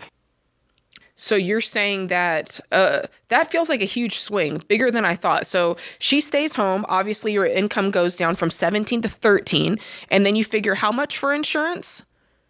From what I was getting quotes from the home family, so it'd be me, my wife, and 2 kids. Health insurance full plan was $1,800 or $1,900 a month. Okay. Is that marketplace insurance? So we'll call that $2,000. Through my work. Through your work. Okay. Yeah, that's real high for an employer-sponsored healthcare plan. It feels high. Right. But for now, we'll take your word for it. So I would look at the high deductible plans too, which will have lower premiums. Have you looked at those options? No, I just kind of got some rough numbers from the representative. Okay. I would make sure to look at those high deductible HDHP plans because the premiums will be way lower. Okay. Hopefully. So you're down 6,000 for the month. So I see what you're saying there. It sounds like the point is just let's try to kick out as much of this debt while we have this high monthly income. And I think that's a great play. You can obviously afford for her to stay home. You can afford those things, but it really just frames what George and I said beautifully, which is, while you have this money for the next 12 months, let's kick it into high gear. Knock out consumer debt, get the emergency fund, and get that PMI knocked off. Now we have a whole lot of extra margin. Yeah, love it. Thank you for the call. Next up, we have Daniel, who's in Salt Lake City, Utah. Daniel, how can George and I help today? Hi, yes. My question is that my business has debt still, but my wife and I personally do not carry any, and so it's kind of a weird spot where we're on baby step 4, but the business is still, I guess, technically on baby step 2. Who runs the business? Trying to figure out. Yeah, are you solopreneurs? Boom! Looks like you're in debt, Daniel. Right, exactly. I know. Yeah, exactly. We're in debt. So that's what I thought you were going to say. We're on baby step number 2 till the business is paid off. Then, right? How much is left on that? Yeah, 80,000. Okay. How quickly could you knock that out if you guys got It'll intense? be done this year. Okay. Before 2026 is over, this debt is gone, and then you need to build up an emergency fund. Yeah, I mean, a business emergency fund. My wife and I have, about $70,000 ourselves.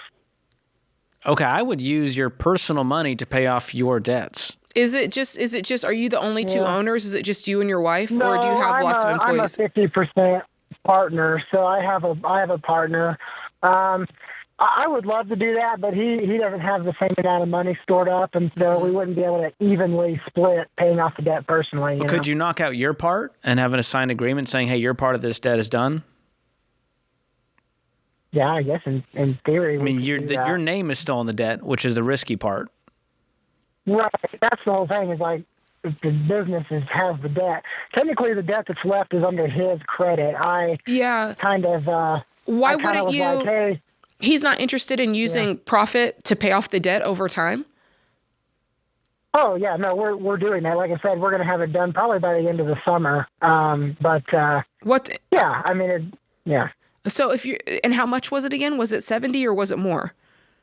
It's 80,000 left in business debts on a credit card and a line of credit. And it'll be done at the end of the summer if you use the profits from the business?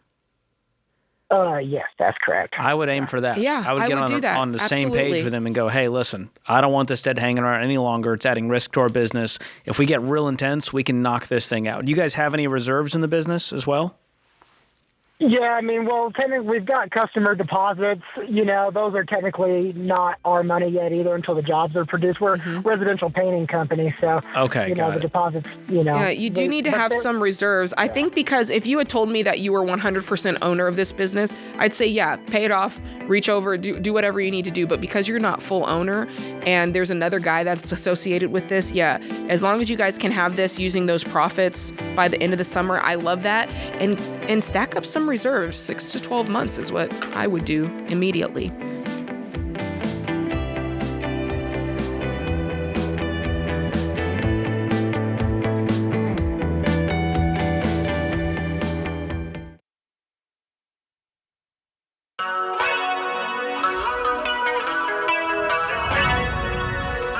Welcome back to the Ramsey Show here in the Fair Winds Credit Union studio, here with George Kamel, myself, Jade Warshaw.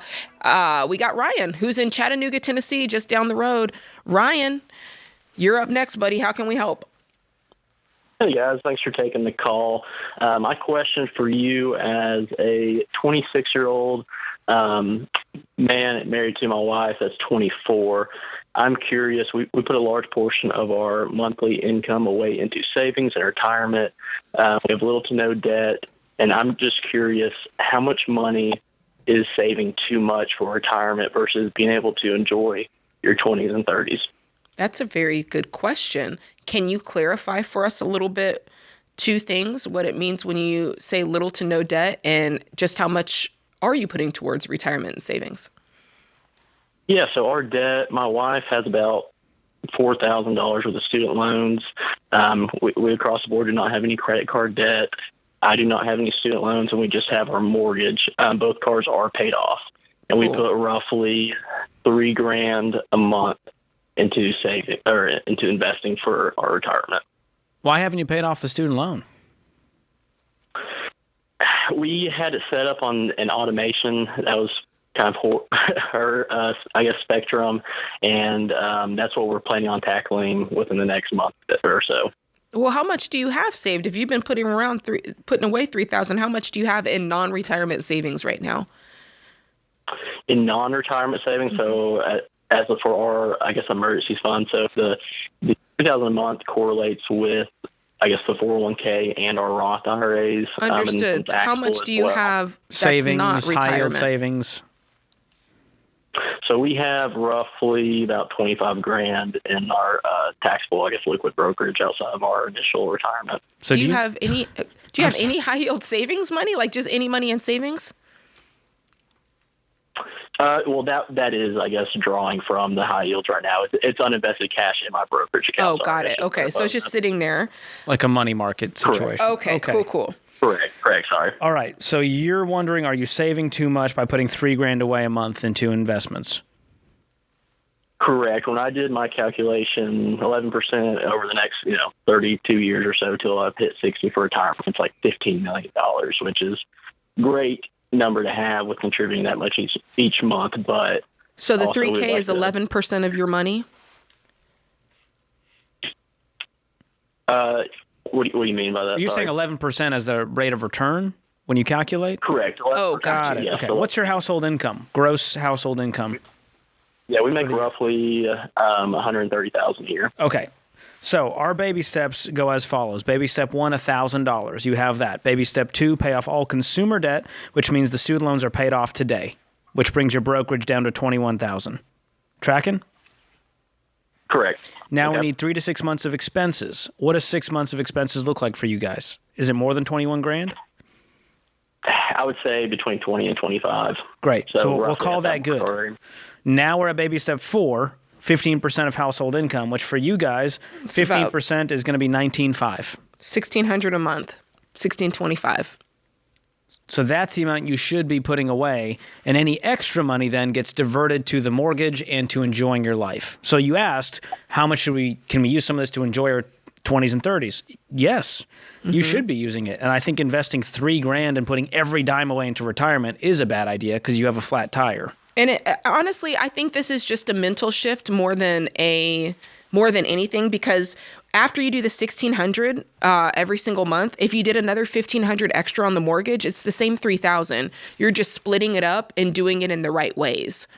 So you're still, do you see what I'm saying? So in many ways, you're still investing, because a mortgage in many ways it's an investment. It's definitely a forced savings account at best. And so you are investing, you're just doing it in different ways. So it's just a mentality shift there. Sure. Okay. The dollars themselves don't really change. Yeah, I guess it's harder from mentally from a, I guess, liquid versus illiquid standpoint. Well, let's talk through that. Let's talk through that, because it is worth talking through that. We have found that it sounds like your goal is to build wealth, right? Correct. Yes. We've done the largest study of millionaires. And one of the things that we found is there's two key portions of this. Number one is these people, they invest in their 401k. That's where they build the majority of their worth. It's not they've got all this real estate. They don't have these crazy. No, they invest in their employee-sponsored accounts. That's what they do. And then the other thing that they do is they pay off their home mortgage, and they do it relatively quickly. And so if you can do those two things, combined effort, that is the ticket. That's what we have found works time and time and time again for millions of people. And you're right there. Like I said, the amount that you're putting towards savings doesn't change. You're just not investing it all. So we're creating diversification in many ways. You have a forced savings plan by putting it into that mortgage, paying it off, having all that equity. And that's exactly what my wife and I did, Ryan. We were very much, you guys are earlier than we even got started. We had a paid off home in our early 30s, became baby steps millionaires in our early 30s. You guys are going to get there even faster at the rate you're going. But I would caution you to slow down a bit, move from intensity to intentionality once you're out of baby step 3 and you begin to invest, because I don't want want you to look back and go, oh my gosh, we have kids now. We didn't get to do all those trips we wanted to do. Life got crazy and chaotic and complicated. So I would allocate in your budget money for vacations and trips and some little luxuries. You guys have earned it. You've worked your tails off at 26 and 24 to be soon to be debt free as soon as you're off this call. Yeah, I appreciate it. It is nice to know that percentage threshold of, how can I still be secured for the future, but also enjoy today. So I appreciate it. If you just do 15% until the mortgage is paid off, you're going to have so much in retirement. And by the way, once the mortgage is paid off, you can ratchet that up to 20, 30, 40, 50%. But make sure that you're also giving and spending. You got to have all three in check: investing, saving, giving, spending. So all of those in check: 15% investing, 10% giving, especially if you're a person of faith, and then you can enjoy it after all the bills are paid.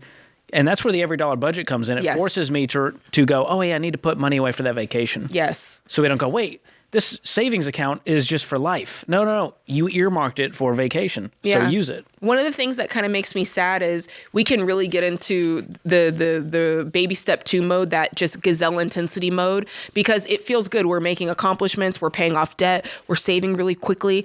And it's like, if that mentality continues to follow you, you never really enjoy the fruit of the baby steps. The whole point is to really rush it so you can get out of those painful periods, get out of baby step 2, get out of baby step 3. But man, once you're in 4, 5, and 6 and the house is starting to come down and everything is really, starting to take shape, you're investing your 15%, you've got to live a little. Live like no one else. So that later you can live like no one else and give like no one else. And, I got a DM the other day. They went, hey, can I buy this fancy coffee machine? I know you like coffee. And I was like, well, where are you guys at financially? They go, well, we're millionaires. We have a great income, no debt. Get the coffee machine. Yes. And it feels like you're doing a bad thing because you're spending $2,000, which feels insane. You're right. It is insane if you're broke. Yeah. But if you have the money, it's a small part of your world and it increases your quality of life, buy it. And what else makes you feel better is when you know you're generous. You know that you're also giving a generous portion of your money. You feel great when you then go and spend some on yourself and on your family and on the things that you value. It is a very delicate balance. Give, save, spend. You got to do all three.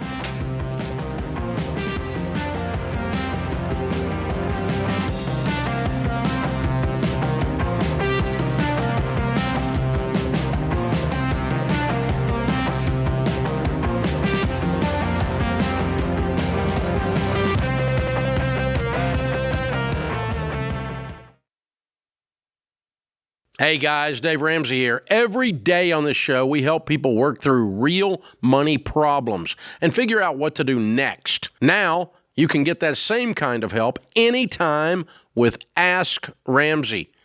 Ask your money question and get answers built on Ramsey principles we use on the show. Whether you're making a decision or just want something explained, Ask Ramsey is here to help.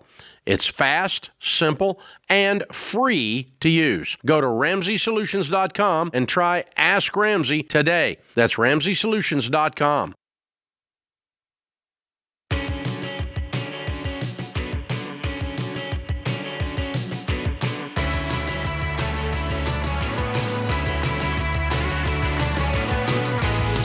The Ramsey Show question of the day is brought to you by YRefi. If your private student loans are in default and you're not sure what to do next, YRefi can help you explore refinancing with a low fixed rate and a payment plan that's based on what you can actually afford.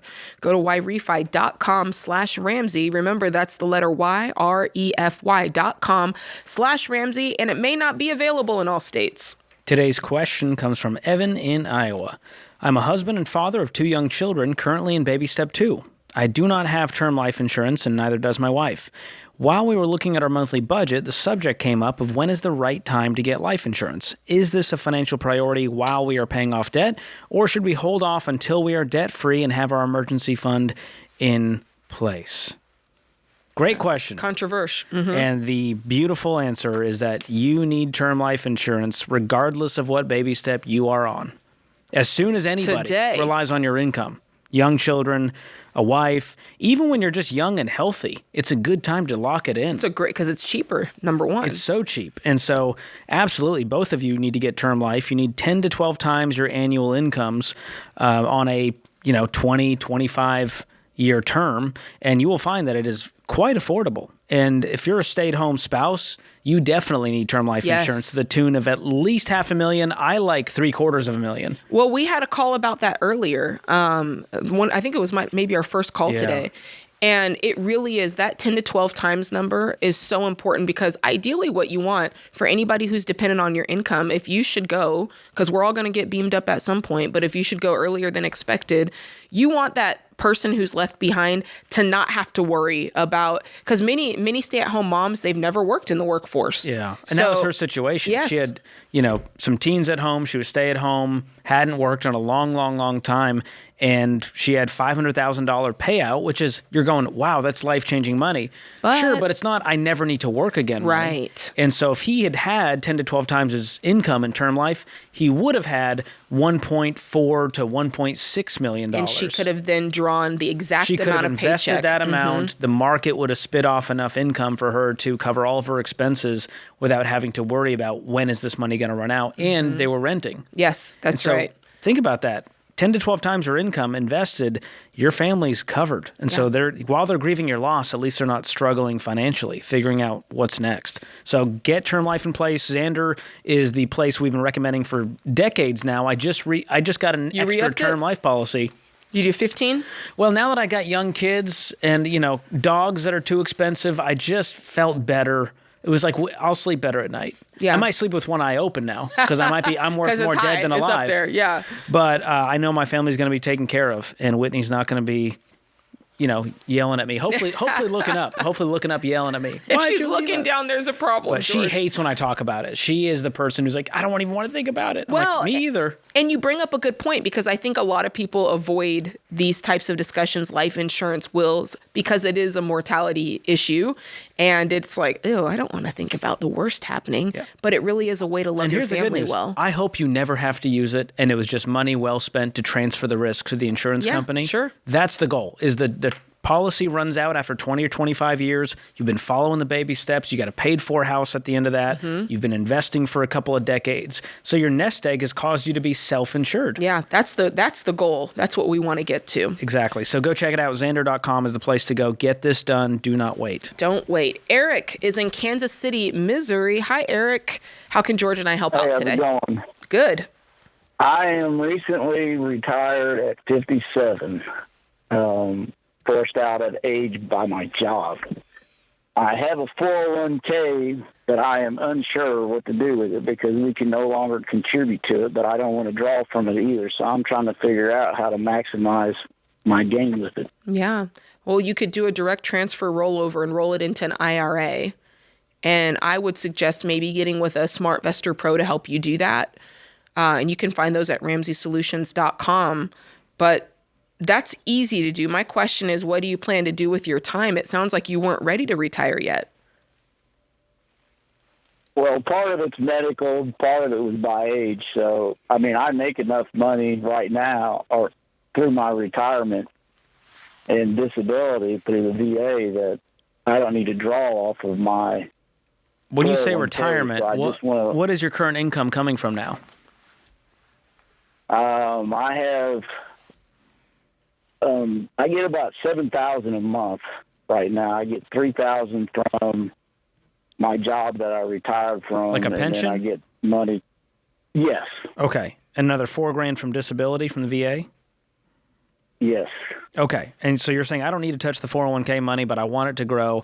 So absolutely, I would do what Jade said, do a direct rollover. So you don't want to see that money. It should not pass through your bank account. They will just transfer it directly over to an IRA, which is a non-employer-sponsored retirement account. And that way you have all of the options in the world, way more than you even had in that 401k. But the key is, if it's traditional, you want to make sure it's rolled over to a traditional IRA. And if it's Roth, you want to make that portion transfer to a Roth IRA.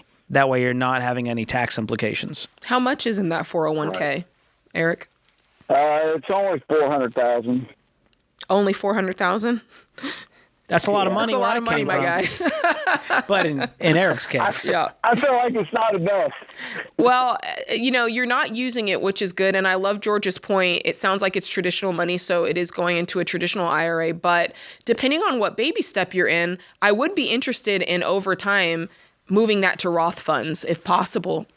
And that's something else that the SmartVestor Pro could help you with, because if you're not touching this money and it truly is for posterity, then you want that to be tax-free growth. You want them to not have to pay taxes on that money when it's transferred to them and when they have the ability to access that. Can I give you some mind-blowing math, Eric?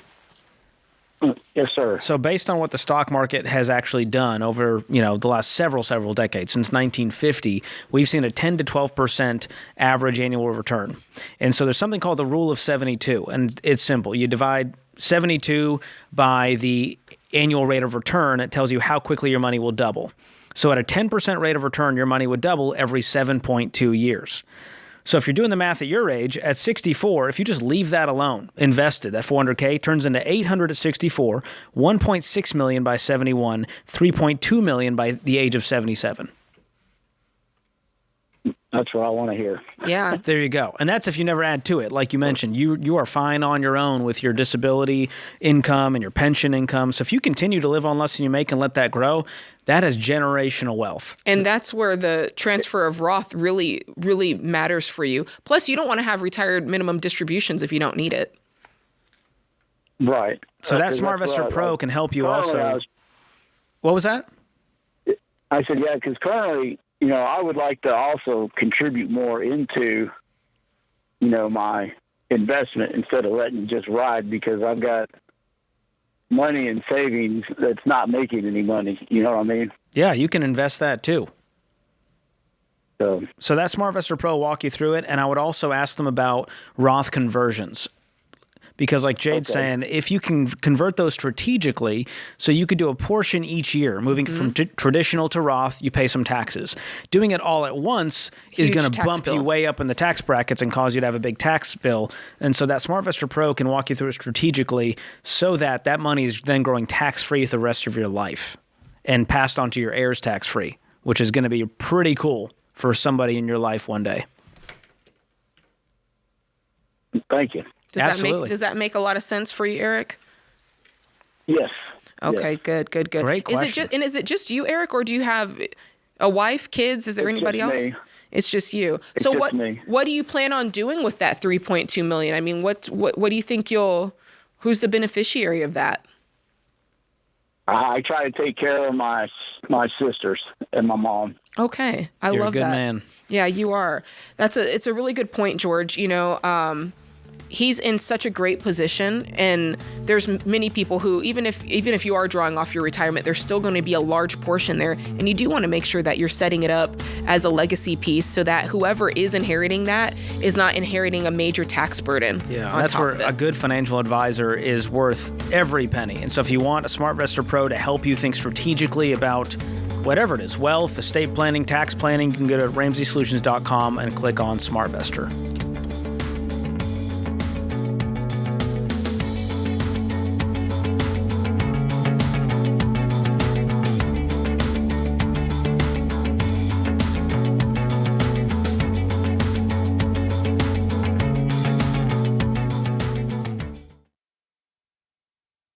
Listen, your home is your most expensive asset, and now you're ready to sell, fast and for a lot of money. But in this wackadoodle real estate market, one mistake could cost you tens of thousands of dollars. Here's the deal. This ain't amateur hour. You need a pro in your corner, someone who knows how to price your home right, market it well, and negotiate the best deal. That's where a Ramsey trusted real estate agent comes in. To find one near you, go to RamseySolutions.com/agent. That's RamseySolutions.com/agent.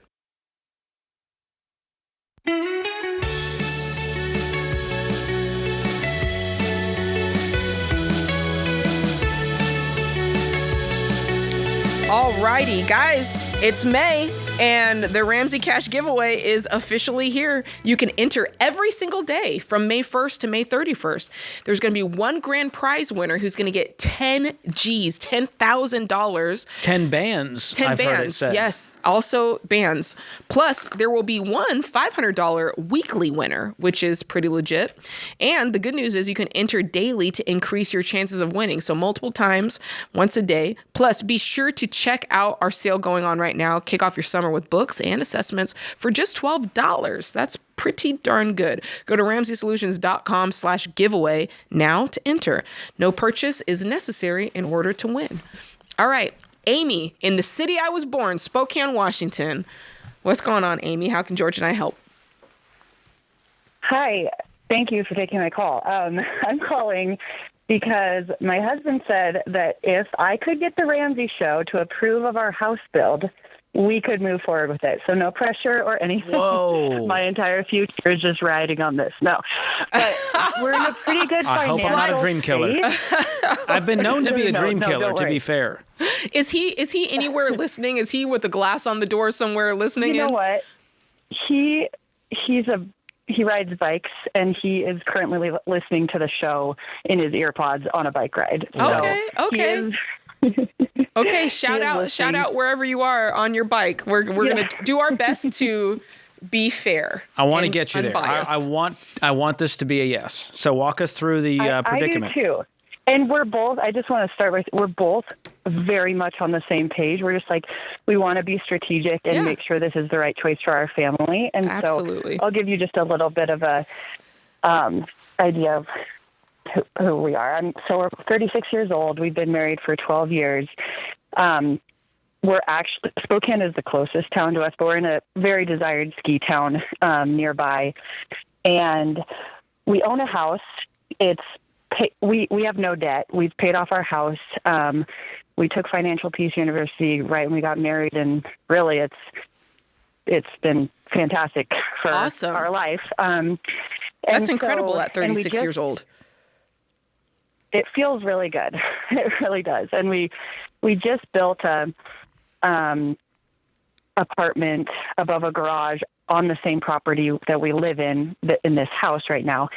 And so we're going to, our desire is to build a house because we have a pretty big piece of property on this same property. So it's paid for. And we would then have our house and the rental as income, and the apartment rental as income. Got it. And so we're just trying to figure out, my husband's pretty hesitant to go back into any kind of debt, which I understand. It's been so great. I think we paid off our house about 4 years ago. And so we're just going, do we wait until we have the cash on hand? Or being that I'm pregnant with our third and I don't want our baby sleeping in a closet, do we build the house that will function for our family better than the one that we currently live in? And we don't want to sell our house because it will make really good income. Okay. Well, how much is it going to cost to build this house? It's probably about $1 million. Okay. And what does that get you? What does $1 million get you? Is this like a 4-bedroom house? What does it get? Yep, 4-bedroom.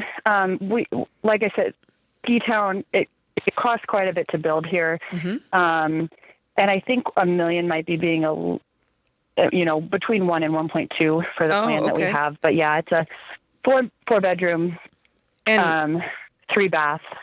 Okay, 4-3. And what do you have saved so far towards this? Not including emergency fund, not retirement. You know the deal. Totally. So, I'll just give you kind of cash on hand is $500, and that's kind of just in the bank right now because we were needing to pull out a lot to build this current apartment that I was talking about. Okay. And then in our Roth 401k, we have about $450, and then our joint account so the Roth. That's our retirement. We can't touch that. But the that's off the table. Yeah. So $275 right now, and our current property is valued. We don't really know because we just built this, but I would say probably 1.5. How much do you guys make? What do you take home every month?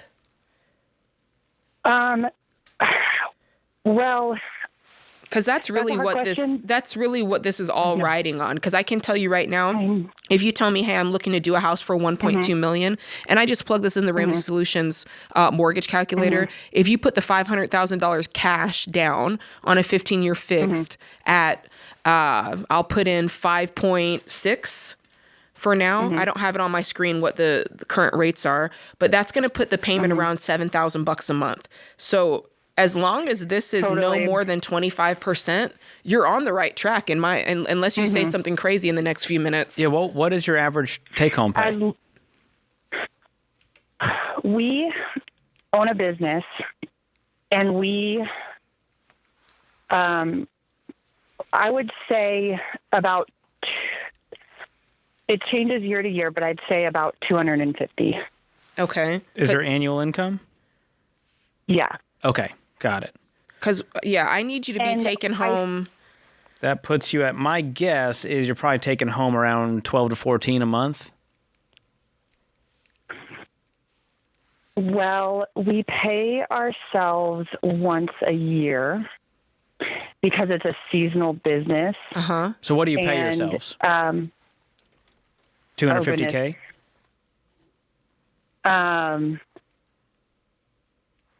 We're just trying to find out your after-tax monthly income to figure out if this mortgage is going to make sense. Because I'm not, for sure. If I understand wanting to pay cash.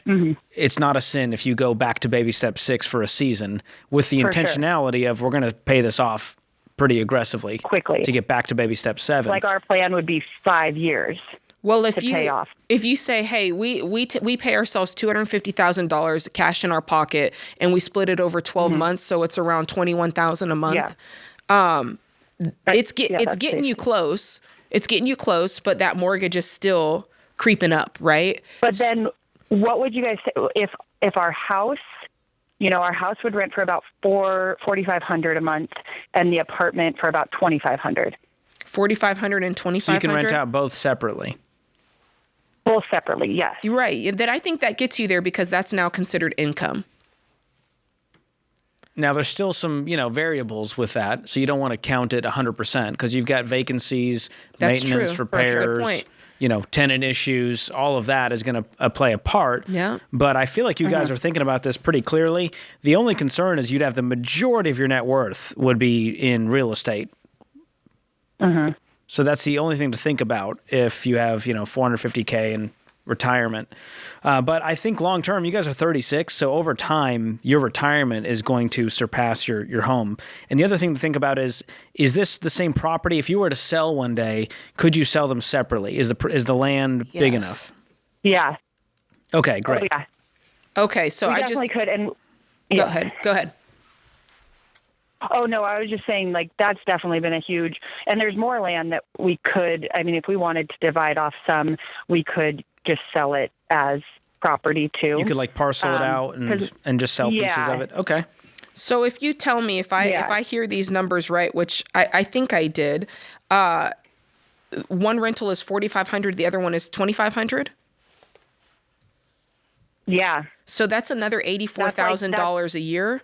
And that gets you there. Comparable. If you keep that and it's consistent, that gets you to just about $2,800 or $28,000 a month, which is right where you'd want to be for this mortgage. But what George said is very critical. Usually, we would not tell somebody, it's the same as somebody said, I can buy a house, but as long as I have somebody living in the rooms, right, to make the mortgage. For you guys, that's the critical part on this. That $84,000 is really dependent on, is this person going to be dependable month after month, and will year this after business year? Income be dependable? You got to think about that too. But you got a green light from us if you check all those boxes. Congratulations.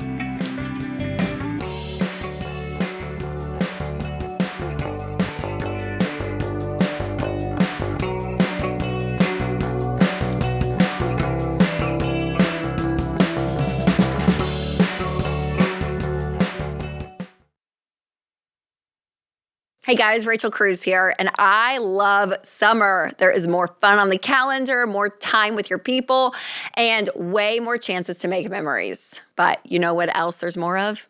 spending. Oh, between the extra groceries and gas and camp fees and family trips, it all starts to add up so fast. And before you know it, money stress starts to steal the fun out of everything.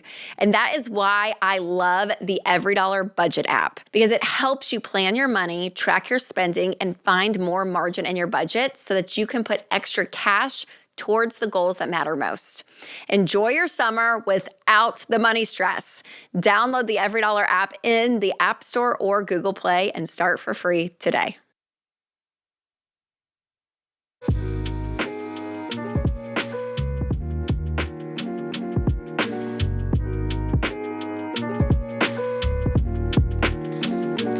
Our Ramsey Show scripture and quote of the day is Proverbs 22:26-27.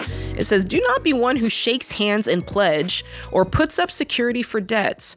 If you have nothing with which to pay, why should your bed be taken from under you?" Shots fired. Shots fired for sure. Doug Larson said, "People are living longer than ever before, a phenomenon undoubtedly made necessary by the 30-year mortgage." That's hilarious. Dang, 30 years, though. That's a short lifespan, Doug. Come on, Doug. Come on, Doug. I mean, he lived a good long life there based on the timeline. Yes, for sure. We got Damon in Arkansas. Damon, how can we help today? Yes, hello. Thank you for taking my call. I recently got done paying off my student loans. I didn't graduate. I didn't know what I wanted to do with my life, but I'm at a point now where I'm the sole provider for me, my wife, and our 4 kids. We have 2 children who have been diagnosed with autism. She has to stay at home with them. So again, I'm the sole provider, but I have a car note for $15,000. Then I have my mortgage for I think I have $150,000 left on there. Should I go back to school? Should I? What are you doing take out now? More debt I work in a factory. What do you make? $17 an hour. Okay, so that's about $35,000 a year. Is that full time, 40 hours a week? Yes. And what did you go to school for originally that you didn't finish? I was a physics major. Okay. So what would you go back to school for today if you were to choose a different career path? Still don't know. I see a lot of the people in this factory have degrees that I would have not even have considered would have gotten them their positions, but it almost feels like I just need a degree in anything. Well, I don't want you to get a degree for the sake of getting a degree, and then you're back where you are going, okay, now what? Nobody handed me a job all of a sudden. So I want you to have some aim and purpose with this, and we can help with that. We'll send you our friend Ken Coleman's book, Find the Work You're Wired to Do. It has the Get Clear Career Assessment inside, and I think it'll help point you in the right direction. But in the meantime, I mean, $17 an hour, you can make doing just about anything. And if you're handy and you can go into the trades, there's a lot of money to be made there. You could triple your income within a couple of years. Yeah, because that does bring up the bigger question, which is whether you went in trades, whether you needed certificates, whether you needed a degree. What would be the plan in your mind to pay for this? Because George and I definitely don't want you to go further into debt for education. We value education. We just don't want you to go into debt for it. So what do you think a plan could look like? I would like to not have any debt at all at some point, with having my car paid off and getting my mortgage paid off. Mm-hmm. Ultimately, I want to have no debt. I would think. How are you getting by right now? I'm curious, Damon. You're making $35,000 a year. You got the car payment, you got the mortgage, you got 4 kids, a stay-at-home spouse. Oh, yeah. How have you been surviving?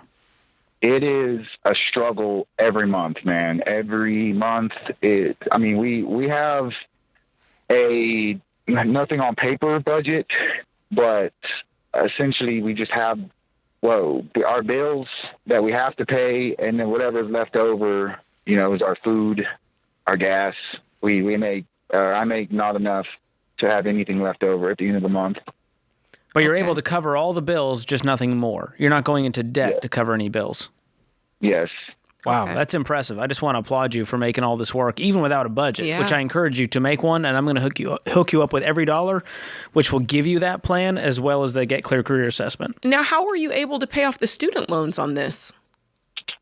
I had a different job. I was getting different hours, and we moved to this town where I'm at now, and I lost that job, and now this is.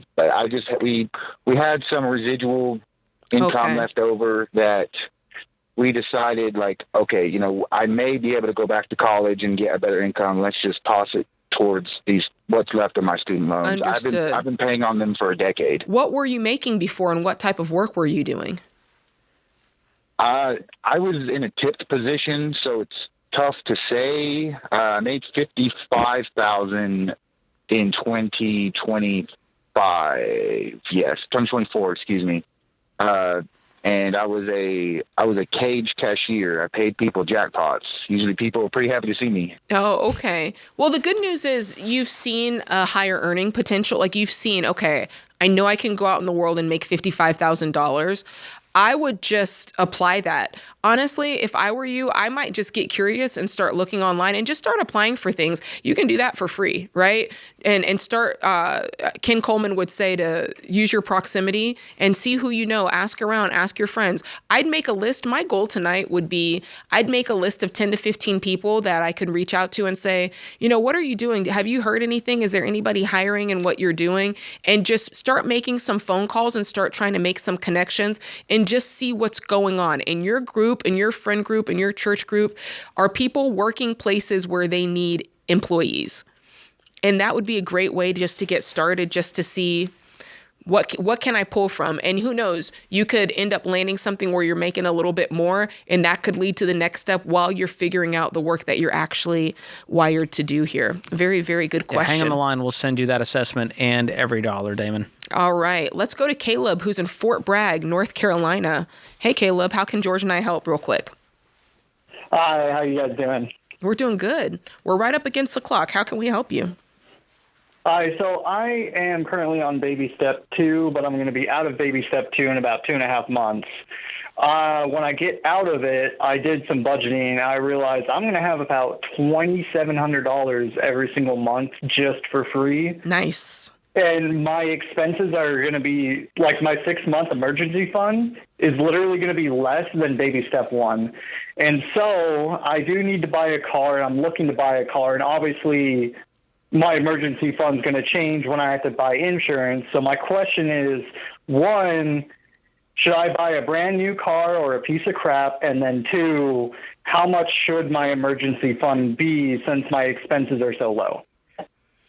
A very good question. First one is, I love that you're going to free up that much margin. What is so urgent that you need a new car right away? Because if I could hold off on the new car and save the emergency fund first, I would do the emergency fund first.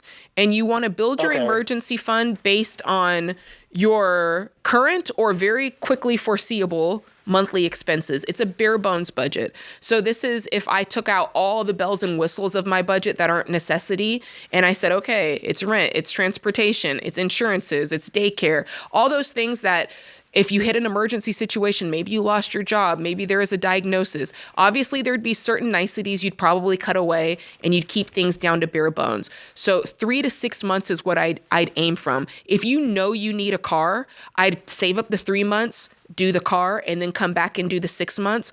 But if the car is really just something that's a nice to have, George, I would go ham on the 6 months since it's just you. And then I would start to save up for the car that you want. And I would not go, hey, it's either going to be the worst car I've ever seen or the nicest car I've ever seen. Get something reasonable. What is your income? My income right now is about $4,500 a year. 45,000? Or 45,000. Okay, I was like, goodness gracious, man, what are they paying you over there? Okay, so 45 grand a year. You're single? Yes. Is this the only thing with wheels and motors in your life? Is this one car? Yeah, I don't have a car currently. Okay, cool. So you want no more than 20K, and for a guy your age, I think 20K is even the upper limit. I might shoot for something more like in the 15 range that'll just get you from A to B It's decent. It's used. Do not go buy a new car. Don't go to the dealership because they're going to try to get you into a giant payment and go, man, you can get the brand new one for just a little bit more. What kind of payment are you looking for? You're paying cash. You're buying used. And I like the idea of a $10,000 emergency fund for sure. Yeah, absolutely. Absolutely. Well, George, it's been fun, but it's also over. Oh, I'm sorry. Hey, remember, there's ultimately only one way to financial peace, and that is to walk daily with the Prince of Peace, Christ Jesus.